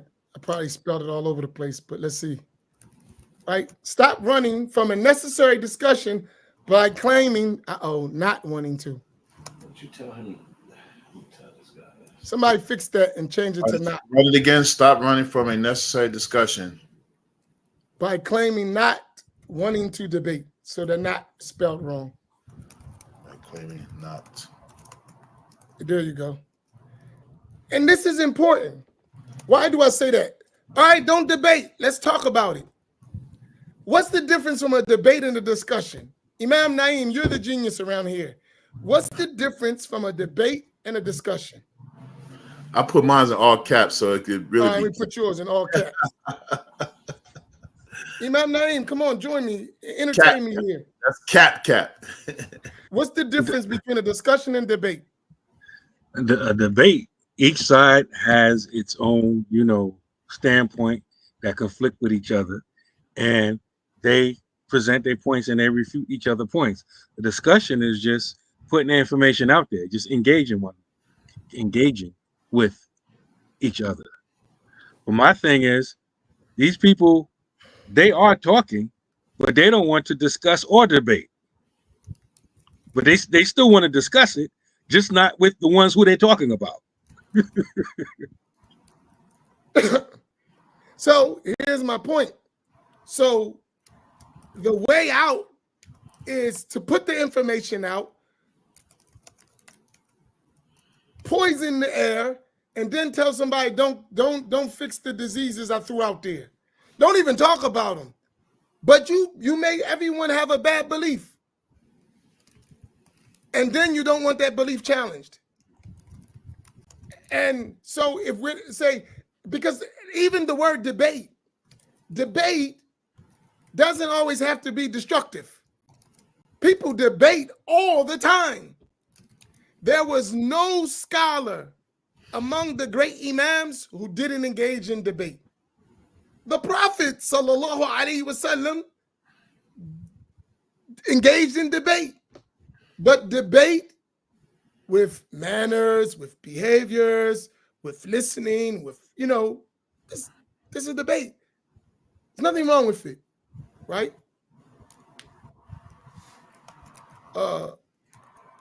So I say that. So for us, and I'm convinced in it. Actually, I'm so convinced. I'm like, you know what I'm getting ready to do? I'm going to concentrate all my energy to explaining the creed of Ahl Sunnati wal Jama'ah in our communities. Not just in our communities. And when I say our communities, our American communities, the context. We was, and I don't like to put, we went on this tour. We did, me and Sheikh Nisar. We were in primarily immigrant communities. In every community we went, there was the need for people to learn the correct creed. In every community. The common people were unaware of the basic obligatory knowledge related to the creed. They didn't know. That was like and just how do I know that? From the questions. When we're talking, we ask questions like basic stuff. That's far'ain ala kulli mukallaf. It's a personal obligation on every morally responsible individual. They didn't know. And I was saying to myself, how could we leave this state of affairs and just say, so what? Wow, there is an active movement that has not lost steam, constantly teaching that which is opposing the correct creed. We cannot be quiet. That doesn't mean how you do it. We don't have to, right, be harsh or mean. Really, you should be compassionate and concerned that people don't know, right? And they need to learn. So, hey, listen, have the discussion. So the Hanbali Creed, we can explain. I'll explain it simple. What we know of the Hanbali Creed. The Hanbali Creed, the true Hanbali Creed, and this is this question, right? How can you tell who's the real Hanbali Creed? Okay, let me put the Hanbali Creed in front of you as we know it. And I'm saying that from trustworthy teachers and students and books that convey the Hanbali Creed. Unfortunately, all this stuff is in Arabic because the English material is lacking. So these are Arabic books. But that's where we have to find this. And there's not a lot of them, right? The Hanbali school basically has two methodologies, two approaches to the issue of the creed. Particularly, we're talking about the attributes of Allah in these matters. The first is the methodology or the approach of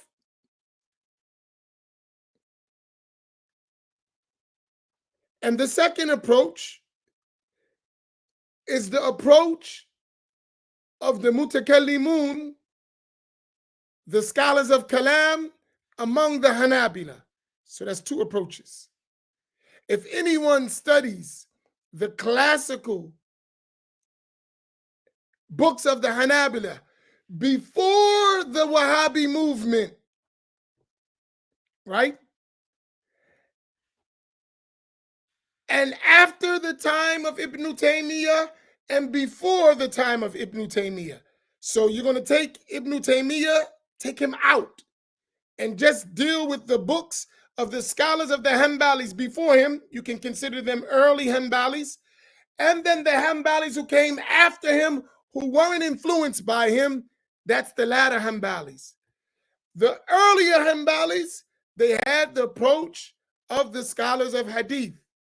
The latter Hanbalis predominantly had the approach of the scholars of Kalam. That's known in their books. And that's why I said pre-Ibn Taymiyyah and post-Ibn Taymiyyah.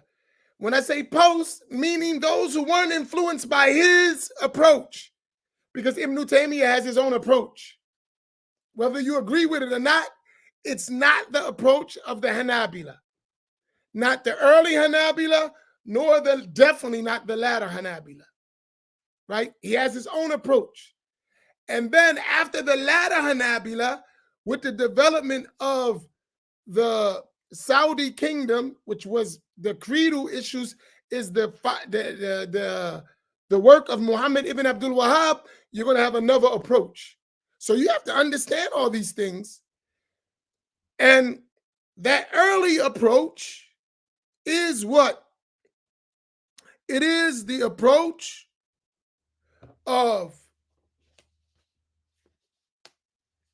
reciting the text in the Arabic language and having a complete stop and belief with a general negating of any resemblance to Allah subhanahu wa ta'ala. That's their early approach, right? They didn't use primarily intellectual discussions, detailed explanations, none of that. Here's the text, here's our belief, boom, we finish with it. Allah is not like his creation. Then the latter Hanabila, and they were primarily in Asham, Syria, those areas. Their approach was the approach of kalam. So from them and the Ash'aris, you're going to, and the Maturidis, you're going to see a lot of similitude in terms of a more detailed negation and even some aspects of intellectual evidences. That's the Hanbalis I know. And from the books of the Hanbalis. Now you have, after Muhammad ibn Abdul Wahhab, you have another approach that you won't find in the early Hanbali books. So for instance, in the latter Hanbali books of the latter scholars, you don't find Tawheed divided into 3 parts. That's not in their books. In the early Hanbalis, you don't find it in their books either, because that's not in the Quran and the Sunnah as a report without no detailed discussion. That is prominently pushed in the latter books, though it has its basis in the works of Ibn Taymiyyah. So this is just in general, without going into details and actually, right? That's a general thing. So whenever you're talking about Hanbali creed, what are you talking about? Are you talking about the early Hanabila? Are you talking about Ibn Taymiyyah's approach? Are you talking about the latter Hanabila? Are you talking about the followers of Muhammad ibn Abdul Wahhab? What do you intend when you use the term real Hanbali? With the Ash'aris and Maturidis, you don't have to do all that. They're from the time of Imam al-Ash'ari, the time of Imam Abu Mansur Maturidi, the creed is systematized and it never was broken from that time to our time. So it's easy to know what the Ash'aris believe or the Maturidis believe. Even the differences are clear. I hope that kind of answers your question without going into more details.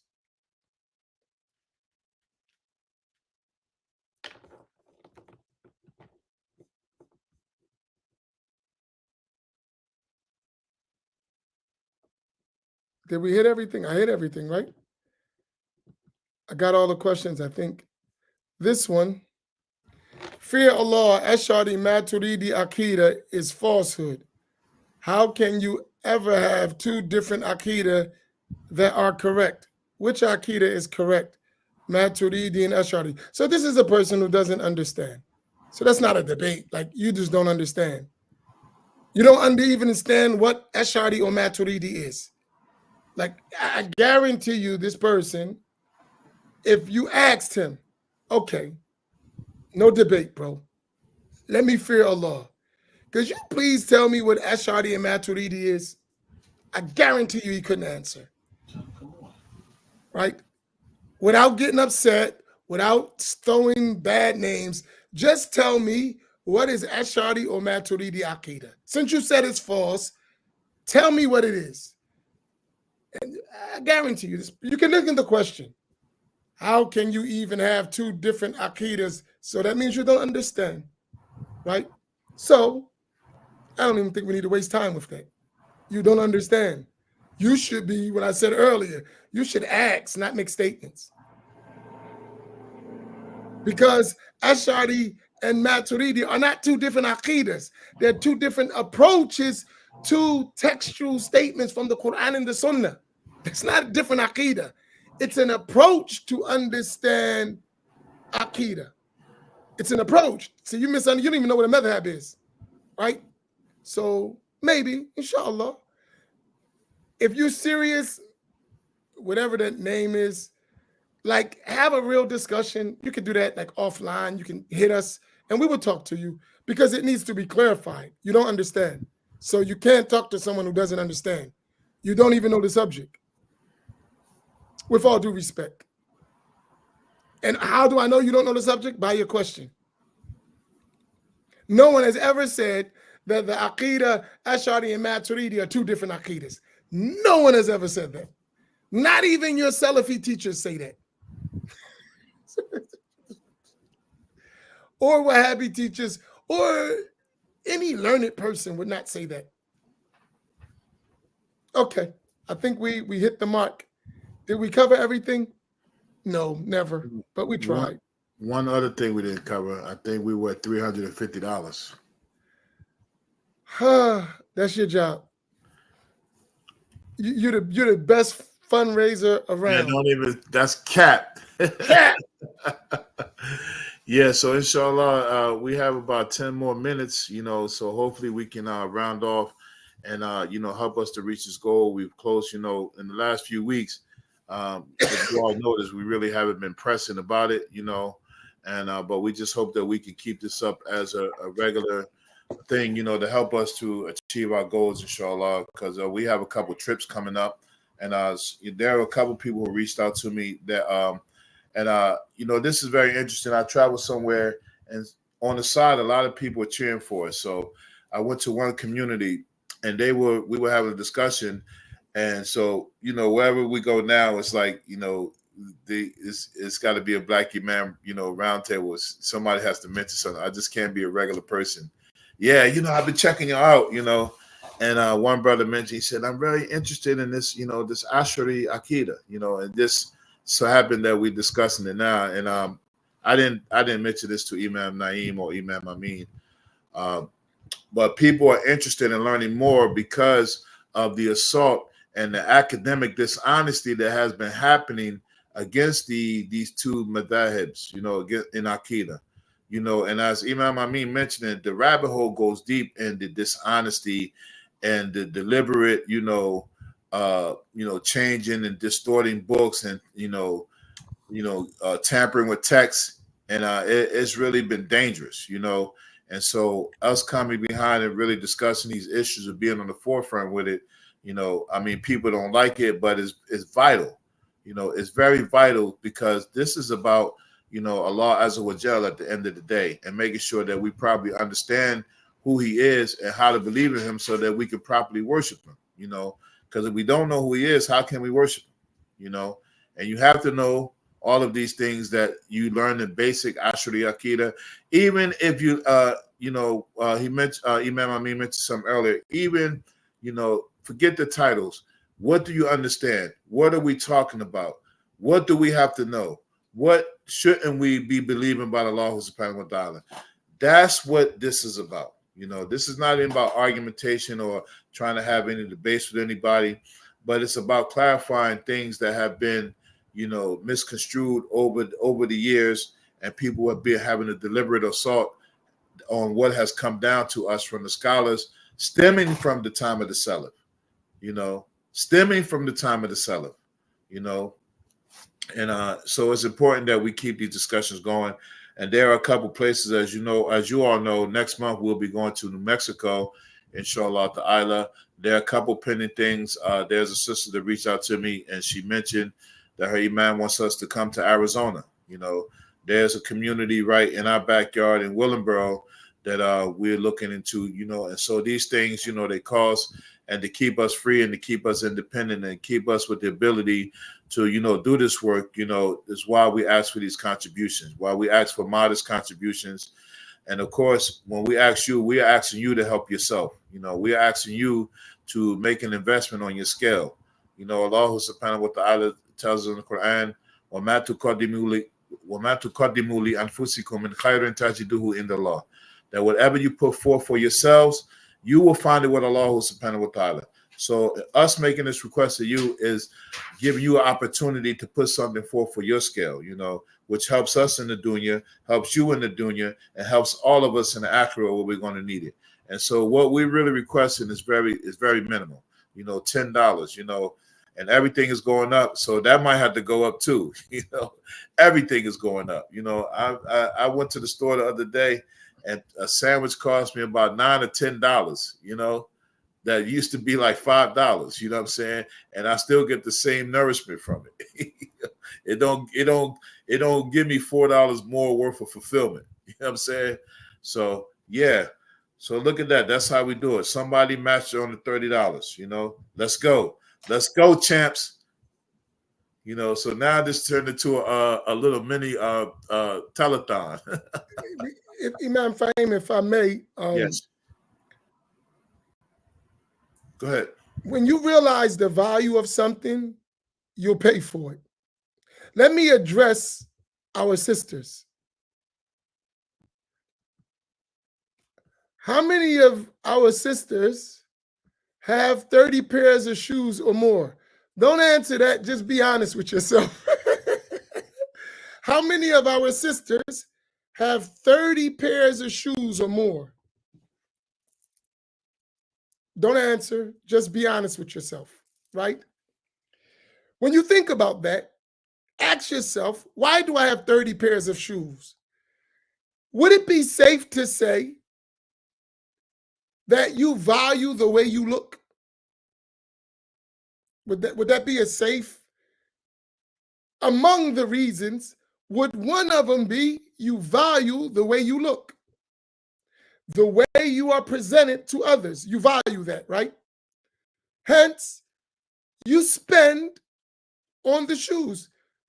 And some of our men have become similar in their clothes, in their whatever. The point is, when you value something, you don't mind spending on it. That's just natural. So what we're doing, the way you are supporting it, financially I'm talking about, shows how much you value it, right? And for us to think about it, there are not many doing it. I don't know of many who do what we do. The way we do what we do, as the Black Imams Roundtable, I'm not saying people don't do other stuff. I'm talking about what we're doing. I don't know many others who do what we do the way we do it. So it has a value to somebody. I'm looking at the numbers. There's a lot of people, hundreds of people watching this. So it must mean something to you, or why are you here for 2 hours sitting there listening to us go on and on and on, right? Something you find of value. And you're benefiting from that some way. So likewise, you should say to yourself, I'm benefiting. I spend my time doing it. I see the value in it. Let me spread it. Let me continue to reach to other people. That's it. So the amount that we talk about, we're trying to facilitate so it's easy to achieve. It's easy to achieve. Meaning, if all of us did it right now, if everybody here just gave $5, we would be over what we talk about. If just $5, so we say 10, then we wouldn't even have a conversation, right? Every week we're over the numbers for 10 people to do that. That's nothing. It's just how much you value something. And trust me, when I look at the Black Imams Roundtable, when I look at the content that we're talking about, man, is extremely important, especially for communities that have been deprived of someone who talks straight. At least if just they talk straight. They're not tap dancing around the issues. Boom, straight on the point. Some of us would never understand if we wasn't straightforward. Granted, for some people, it's not.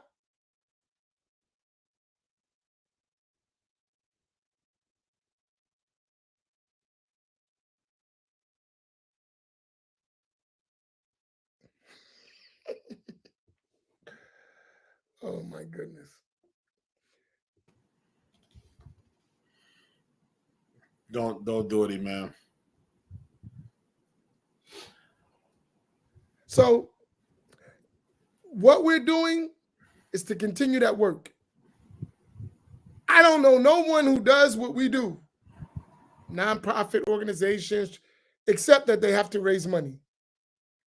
In fact, every nonprofit organization, every masjid, every center, one of their biggest things is fundraising. They have to do it. It's not a business. So the only way you continue your work or you build it is by charitable donations. And the people who are benefiting are those people who are going to give those charitable donations. Simple. If all of us do a little bit, no one has to do a lot. Or if someone is so wealthy, then let them do a lot so nobody has to do anything, right? So it could go the other way. It could go the other way too, you know. Some well-off person says, you know what, what's your budget for the year? Here, boom, it's done. Don't ask nobody for no money. I know people who do that, you know. Yeah, actually, somebody has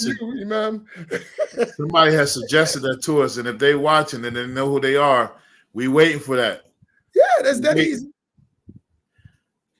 I ain't gonna call their name out, but they know who they are. So that's an easy way. Don't inbox me later. Talk about. Just do it. Okay, so I wanted to just for anyone who wants to know about the Ash'ari Creed, about its scholars, about its history, this book is available and it goes into details about the Ash'ari Creed, scholars who followed it, books, everything. And this book is on our page explained. I'm actually going to do it again, right?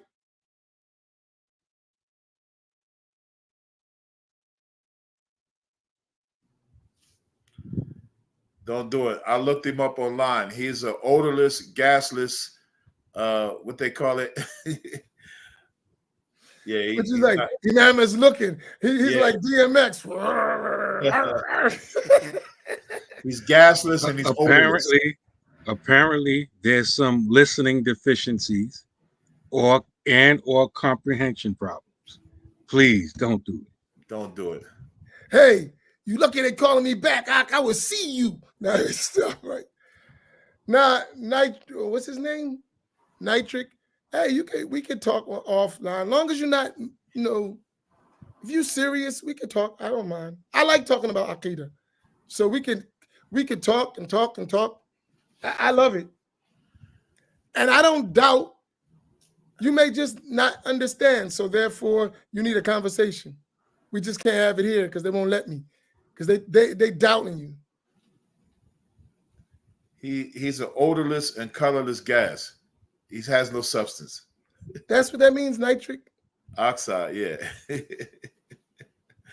Oh, he's been exposed. That's nobody. Oh, he didn't change his identity. Oh, he's a fraud. Oh, man, he trying to make himself an element in the chart, man. Yeah, right. Brother, you can hit me personally. I'll spend some time with you if you like. No problem. Ahlan wa sahlan. You're welcome. Yeah, hopefully. Okay. Yeah, hopefully. So that was it. I gave the link for the book. Inshallah, I'm going to do it again soon. Leave and start reading some of it.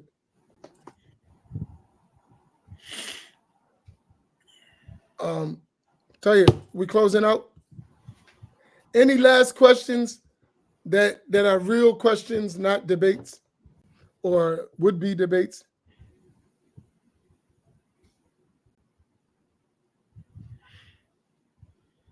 All right, let me clarify you real quickly. Okay, you ready?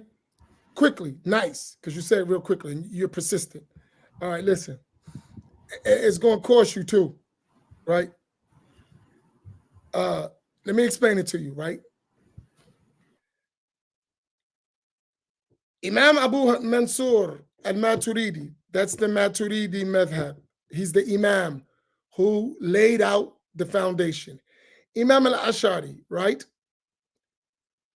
Abu Hassan al-Ash'ari, right?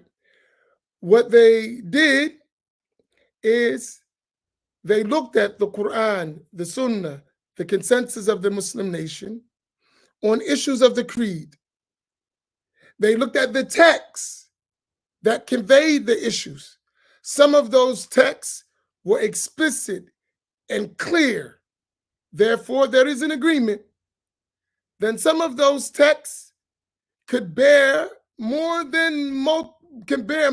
meanings. And each scholar with his expertise and knowledge of Arabic language and narrations and all of that goes into that scholarly toolbox may have saw one side of it where another scholar saw another side of it, that both of those sides were possible interpretations and understandings.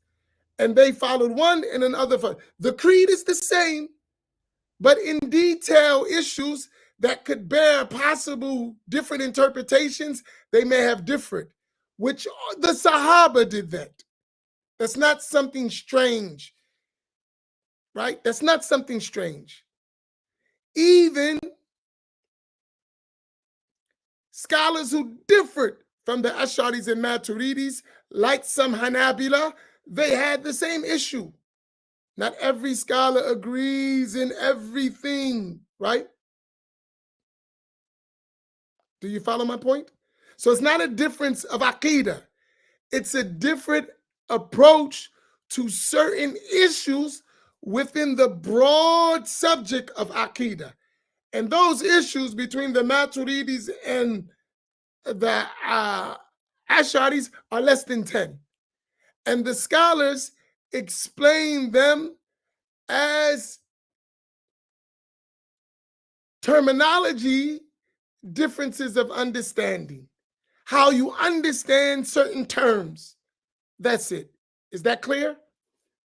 That's the summarized clarification, which is not controversial. Did you follow, my brother? That's the easiest way I can explain to without going into details. Is it clear? Let's see how sincere you are, because that wasn't complicated.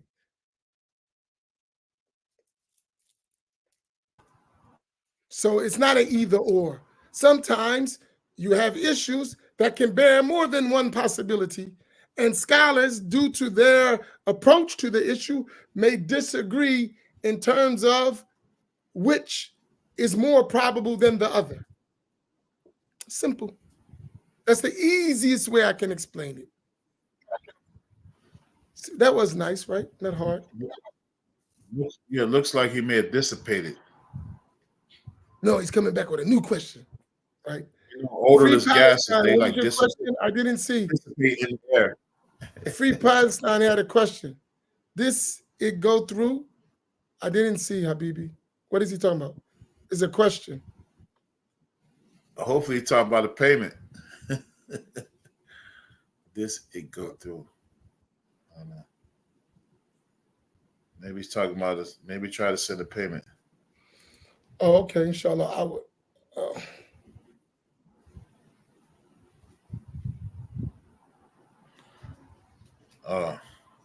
Okay, never mind. Skip it. Don't worry about. Don't contact me. Never mind. Forget about it. You win. Imam Shafi said, "I never debated with an ignorant person and won." Forget about it. Sorry, I just want to know how many parts nitrogen and how many. That's fine. It doesn't make you a bad guy. You're out. This is not your. This is not your subject. I just want to know how. Whatever it is you're a specialist in, please stick to that. It ain't Aqidah. Trust me. How many parts of nitrogen and how many parts of oxygen? That's what I want to know. How many... Forget about it. MashaAllah. Okay, so we had a little virtual poker challenge, a halal poker game going on with somebody matched the 30 and raised 30. So did that help us to reach it before we were rudely interrupted? Oh no, I just okay. All right, we ready to close out? We'll see whatever happens, mashallah. Okay. Oh, he meaning the black thing. I won't know that. I don't handle money.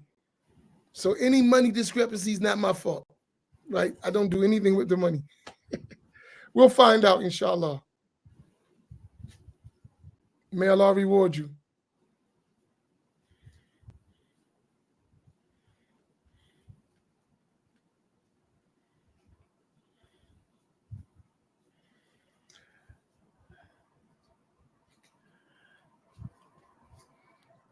Amin.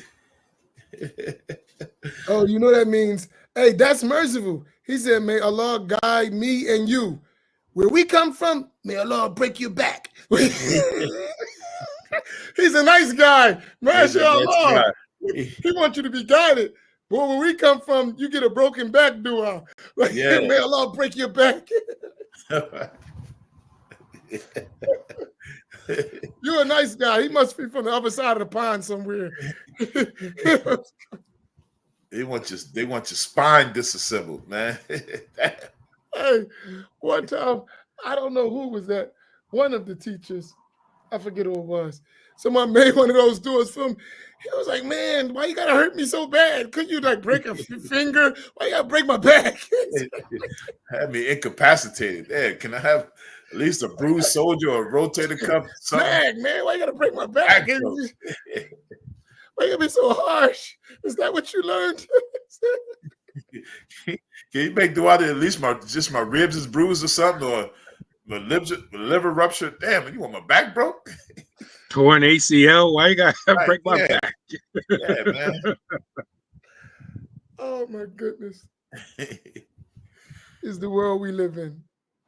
Allah. All right. Imam Naeem, you gonna close us out? Yeah. I'll close out.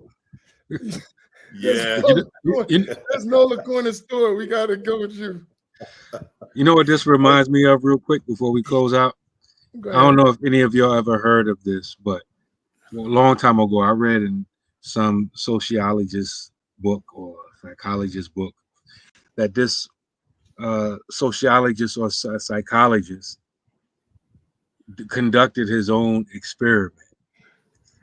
And I forgot which color it was, but this psychologist, I'm just going to make up the two colors. I forget what color it was, but he taught his child that blue was red and red was blue. You ever heard of that study? So when the child went into school and was learning colors, they point to red, the child would say blue. And when they point to blue, the child would say red. And first, everybody thought the child was like playing games or whatever, but the child was like, as we say, standing on business. No, that's blue. Pointing to it is red, right? And so the teacher didn't know that the parent was doing some type of experiment. And so what people deduce from all that, they talk about the impact of early training, the impact of parents, because that child would not change their opinion, even when they were made fun of by all the other classmates, even when the teacher tried to correct them, even when they showed them, no, you have the colors wrong. The child was like, no, this is the way I learned. So this thing that you're calling blue is red, and this thing that you're calling red is blue. And it wasn't until the parent came and corrected the child.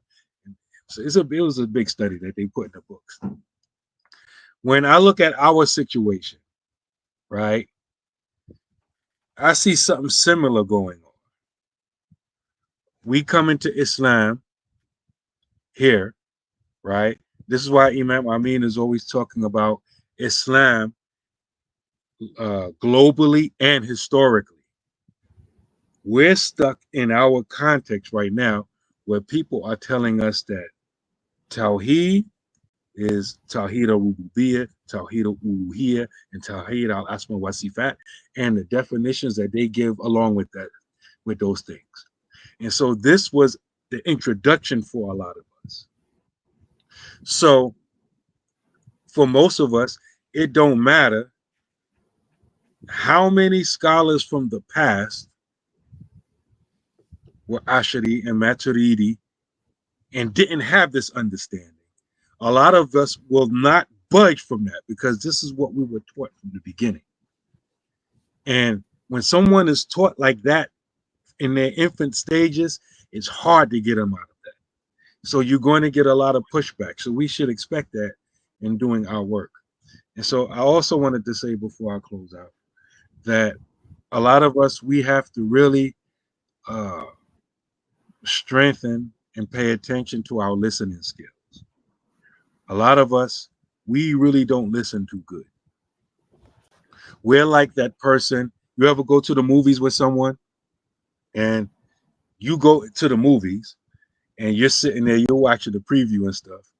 And the person you came to the movie with, they're getting the snacks and stuff and they're in the lobby talking to people. So the movie done started already. Then here they come with the popcorn. Well, what happened? What I missed? Right? And they're talking, and right, and so you got to explain the whole movie to them that they missed. Meanwhile, because you explaining it to them, you missing what's happening now. So what they talk about? I don't know, man. I've been talking to you trying to explain what you missed.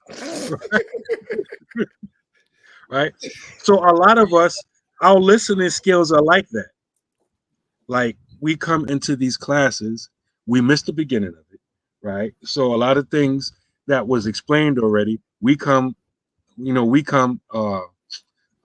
asking and refuting. And a lot of times we don't have, like you indicated earlier, we don't even have basic knowledge about something. And we're calling that thing wrong or bad. Like you can't even tell me what the thing is, but you just know it ain't right, right? Because you were trained that blue is red and red is blue. And also, one thing, we have to really strengthen our comprehension skills. We have to understand when somebody's speaking that you have to understand what they mean by what they're saying, not what you mean by what they say. Y'all may be working off two different definitions. So I said there's a lot that's going on. There's a lot of layers that need to be peeled back, and there's a whole lot of stuff going on. But anyway, I'll close out. I mean, I got a question. This is a good. We can do it real quick. There's one question before you close. Good question. Those 20 attributes Imam Faheem mentioned, and you're talking about the attributes of Allah.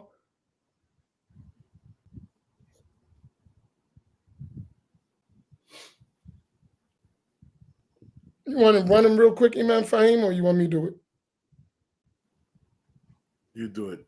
Give me a Tahiti treat and a bag of chips. Bring my change back. I go to the store.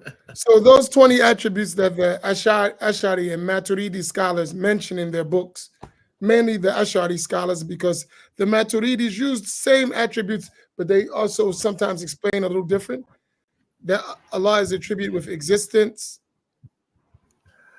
He's attributed with oneness, without having a beginning, without having an end, being free of need of the creation,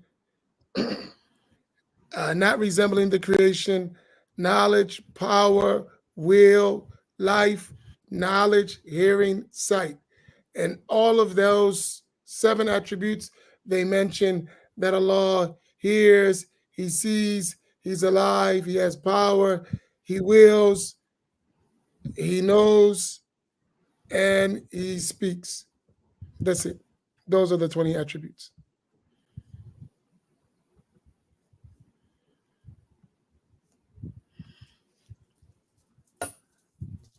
So that was hard saying him in English. It was hard saying him in English, wasn't it? Yeah, very difficult. Hey, wait a minute. You should have saw what they did to me today at the university. They like, okay, Imam, I was saying, I'm going to just say it in English for time. It was at the end of the class, right? So we was going over the attributes of Allah. I said, I'm going to just say it in English. There's kids, you for a trip. Oh, could you put it on the board? Man, I can't spell. What you mean? Put it in English, put it on the board. I'm like, man, y'all killing me. Because I'm used to saying them in Arabic all the time. And alhamdulillah, that's good though. We got it. Alhamdulillah.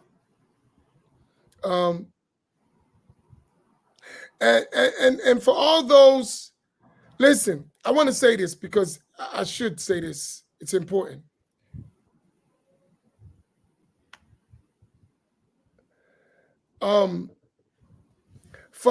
For those people who call themselves Salafi, whom we identify as Wahhabi, that may seem to you offensive, right? And just as you don't want to be offended, remember when you call yourself Salafi and you trying to make us think that what you're saying is the Aqidah of the Salaf, that's offensive. I want to repeat that just in case it go over your head. You don't like being called Wahhabi, so you call yourself Salafi. And when you push that on us, that's offensive, right? That what you're conveying, you're attributing to the Salaf, who we follow and believe in. So that's offensive. So we identify what you're attributing to the Salaf, we negate it, and we identify it with where it came from, and that's why we say Wahhabi. It's not meant to put you down as a person, as an individual. It's just identifying the creed you're trying to pass off. So if you don't want to be offended, don't be offensive, right? So it can't be, you got to understand, you offended me every time you tell me something. This is the Aqidah of the Salaf. No, it is not. That's the Aqidah of the Wahhabiyya. Do you follow? Now, you may not like it. And likewise, we don't like you saying that the Salaf believe the stuff you're talking about, because they didn't, right? So I just wanted to put that out there. But at the heart level, we understand how we all got here, and we're trying to clarify. So don't take it personal. And that's why I don't block people. Just as long as we show them respect, we can disagree, right?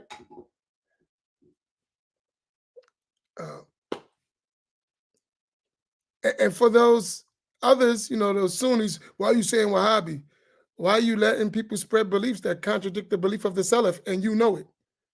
And you trying to make it like it's acceptable. So that part needs to go too.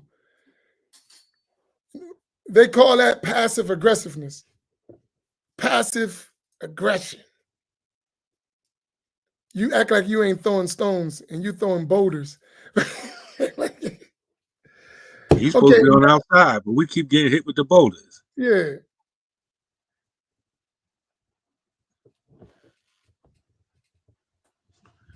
You ready? I can't see. What free Palestine say? Making dua for us. Oh, that's some little writing. No, you need glasses.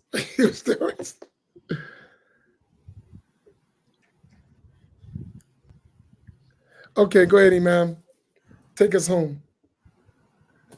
أعوذ بالله من الشيطان الرجيم بسم الله الرحمن الرحيم وصلى الله على سيدنا محمد وعلى آله وصحبه وسلم. May Allah guide us to the proper belief. May Allah put in our hearts the love of learning and free us of being this laziness in the areas that are most important to us. May Allah subhanahu wa ta'ala place in our heart the desire and the sincerity to believe in Allah properly, and give us the ability, the tawfiq, to transmit this and pass this on to our children, and let us die upon the proper creed. Subhanaka Allahumma wa bihamdika nashhadu an la ilaha illa anta astaghfiruka wa atubu ilayk. Wal asr innal insana lafi khusr illa alladhina amanu wa amilu salihati wa tawassaw bil haqqi wa tawassaw bis sabr. Al-Fatiha.